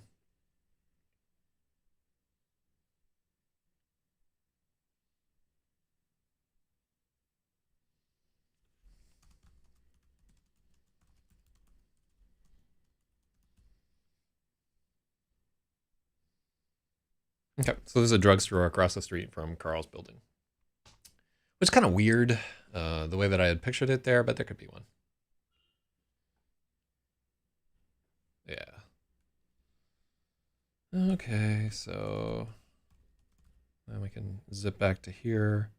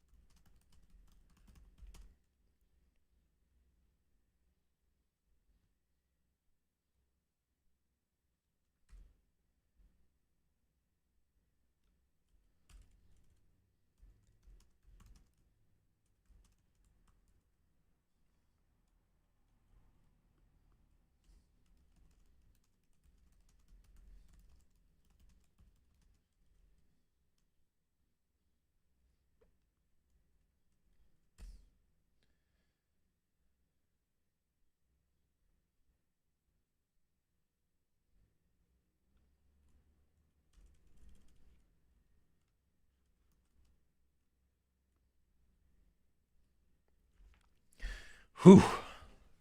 Yeah, you can tell that like a lot of this was added on. Oh, shoutouts to Itanchi, right there, who I don't think has been on this stream before. There, yeah, we're editing this novel, Lemon, Maybe, and the Electric Lady. We've been doing it for 51 days, and we're now at page 412 of 611. So making some good progress today, actually. It's my goal to make this 666 pages when all is said and done. Hey, I'm Zak Zyz. This is my stream. You can find all my books at zakzyz.com, and they're free for the time being. But I'm going to take that off in a second there. Whew, this is a story about sort of a bunch of drunks at a dive bar in Hell's Kitchen that get superpowers and act the way that a bunch of drunks from a dive bar in Hell's Kitchen would act with them right here. Right now we're working on a chapter about a policeman named Carl Mason who can teleport, but it is a horrific power that apparently takes him through like a bad acid trip or something like that.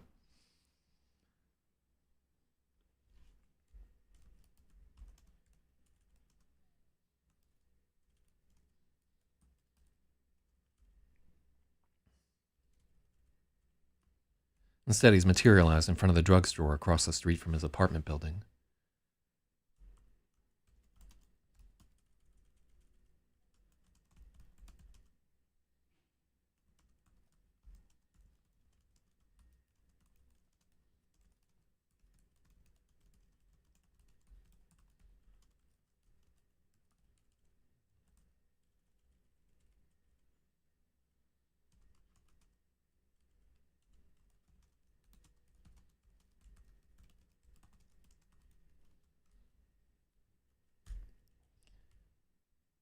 An old man is looking right at him, glancing over the top of an early edition of the Times. The front page is a huge picture of the wreckage of Terminal 5. Would Terminal be capitalized there? I don't think it'd be capital. Ooh, fuck. Let's find out.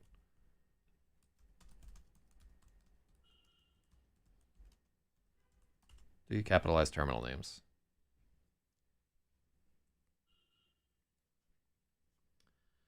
So it's a specific. Yeah. Word station is part of the official name.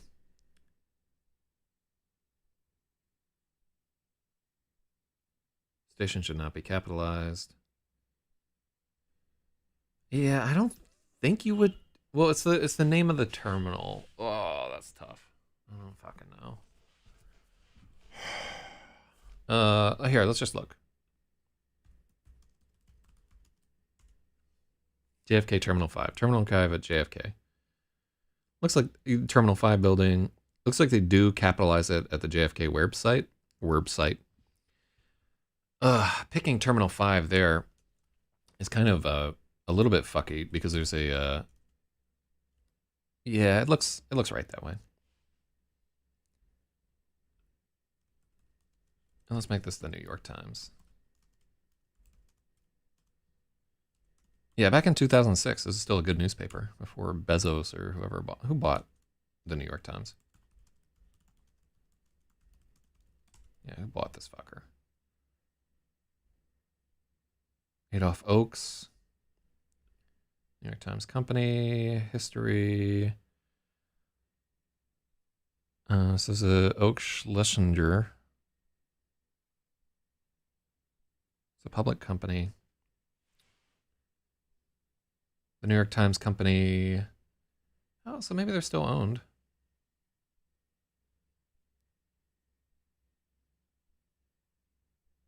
Yeah, Carlos Slim. This is what I was thinking of. Yeah, in 2009, they borrowed $250 million from Carlos Slim.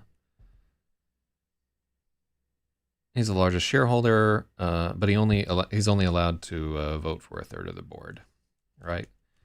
Yeah. So back in 2006, where the story is written, it was like a much better newspaper than it is today. It's still all right, but that slant is so apparent. You know what I mean? Um, yeah, yeah. Like really, every format of news has been kind of like poisoned a little bit.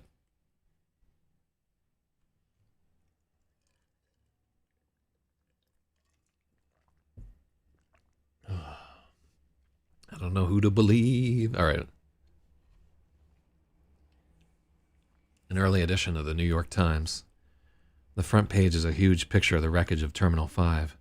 The headline reads, Death toll in JFK attack now, 1,066. Oh, shit. That's the Battle of Hastings right there.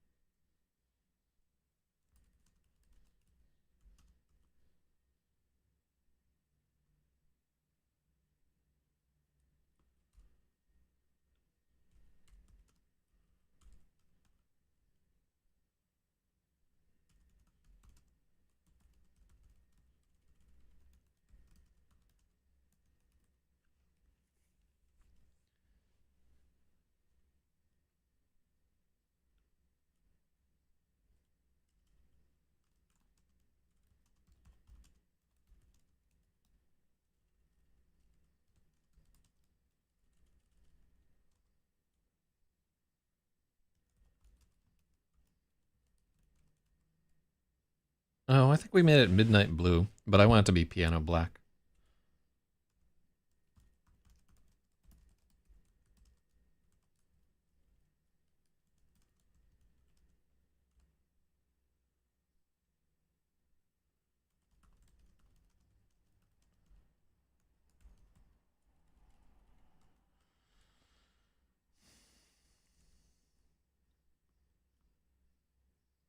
All right, so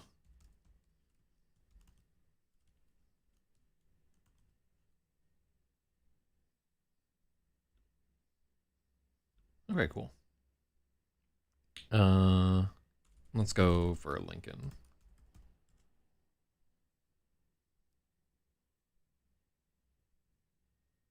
Yeah, so that's back there. Lincoln.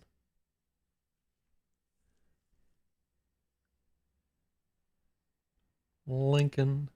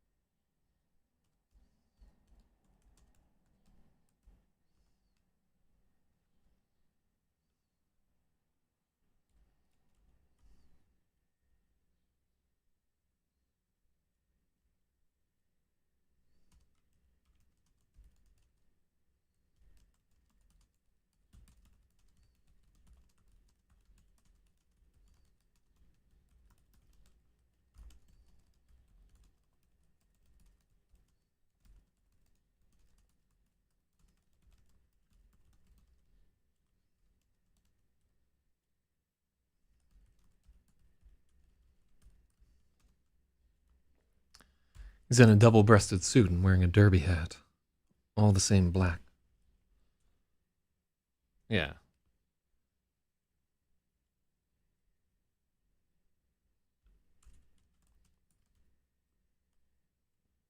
The old man is leaning against an antique piano black Lincoln Continental.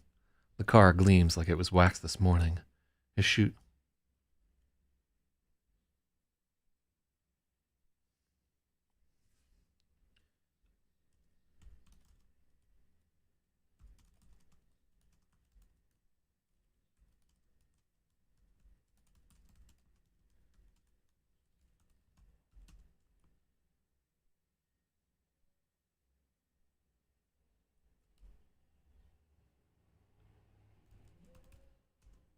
And his leather shoes are polished to a mirror sheen.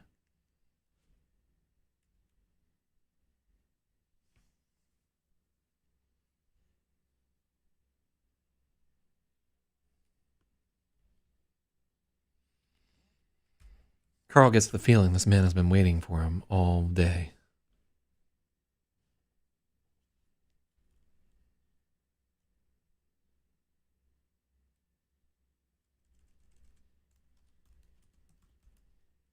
Carl gets the feeling this man has been waiting for him in particular. Young man, we need to talk.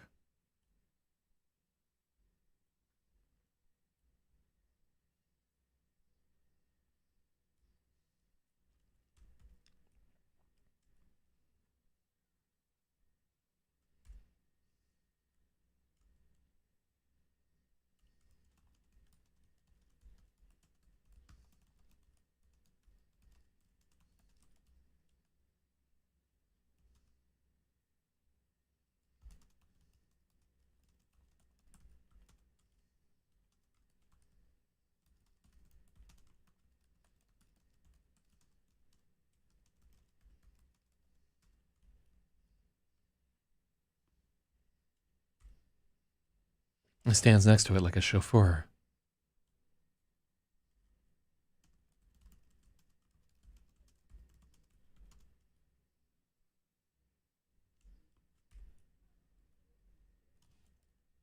This old man just saw Carl appear out of thin air and he didn't blink.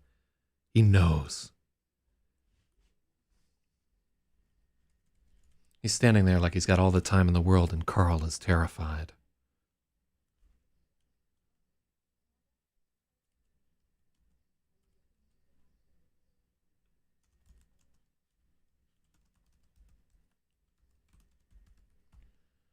He's standing there with that knowing look like he's got all the time in the world.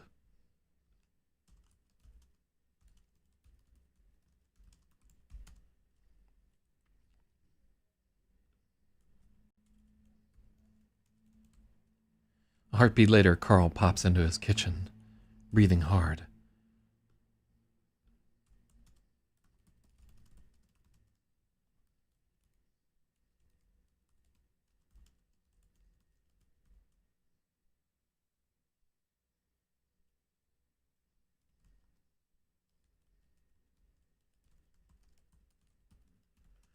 Shivering in teleportation after fear.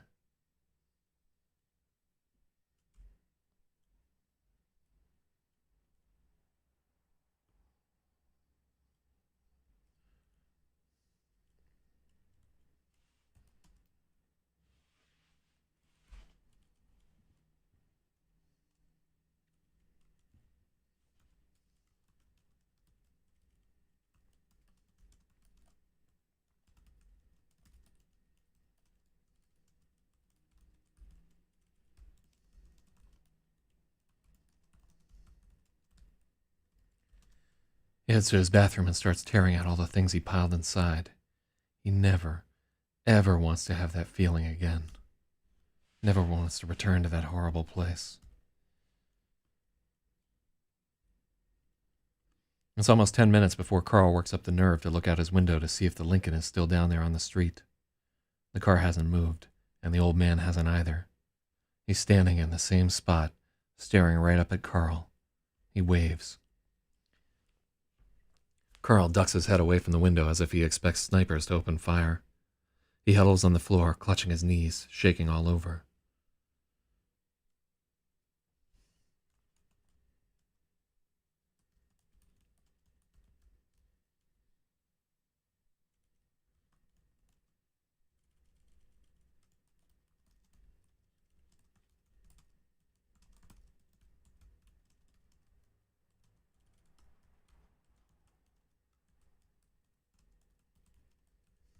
Maybe he should try and teleport to New Jersey after all. He wants to get as far away from that man as he can. As he's cowering on the floor, Carl's cell phone begins to ring. He knows why. More than anything, he wants to just hide up here, to draw the curtains and move something heavy against the door. Instead, he goes to suit up.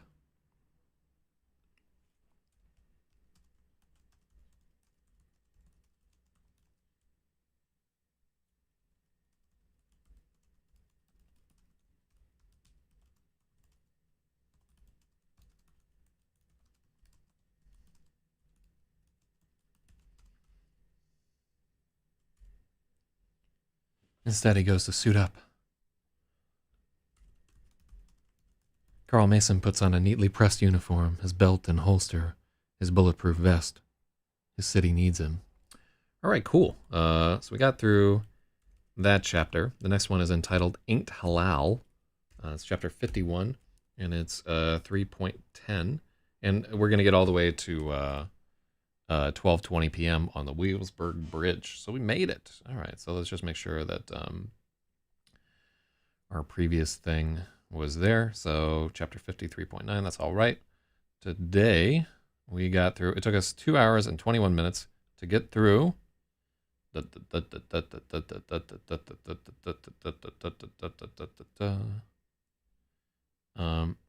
609 words, but we also got through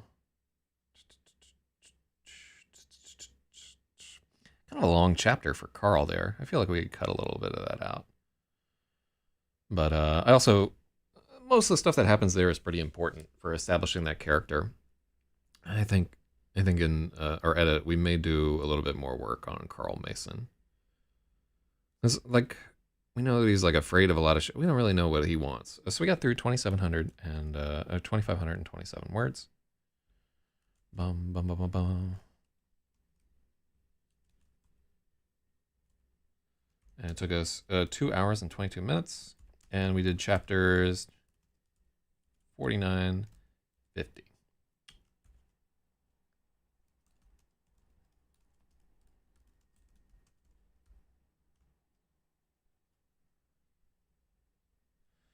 Yeah, so I guess I want to say like days, yesterday and today, we just don't do as good work on weekends, I think. And it may just be that I'm like burned out or whatever, but it's not like I'm going to stop editing. Maybe I should just take the weekends off and work on fucking creative writing. But honestly, I'm probably not going to do that. I'm probably just going to keep doing this because I want to finish this fucking book. All right, so we made some good progress here. We got to let's go back to the beginning here. So we made it to page 415, and we started on. Let's go back to IRC clown, not math. Did I not link it in not math? No, I didn't link it in not math. Unlike me. Oh yeah, we started at page 402. So getting through 13 pages is above our average, so that's not too bad. I guess a trade-off for a little bit of quality. All right. Well, I'm happy that we got anything done at all, to tell you the truth. So everybody have a good day today. It's like a pretty nice Sunday out. So I'm going to take full advantage and go for a ride.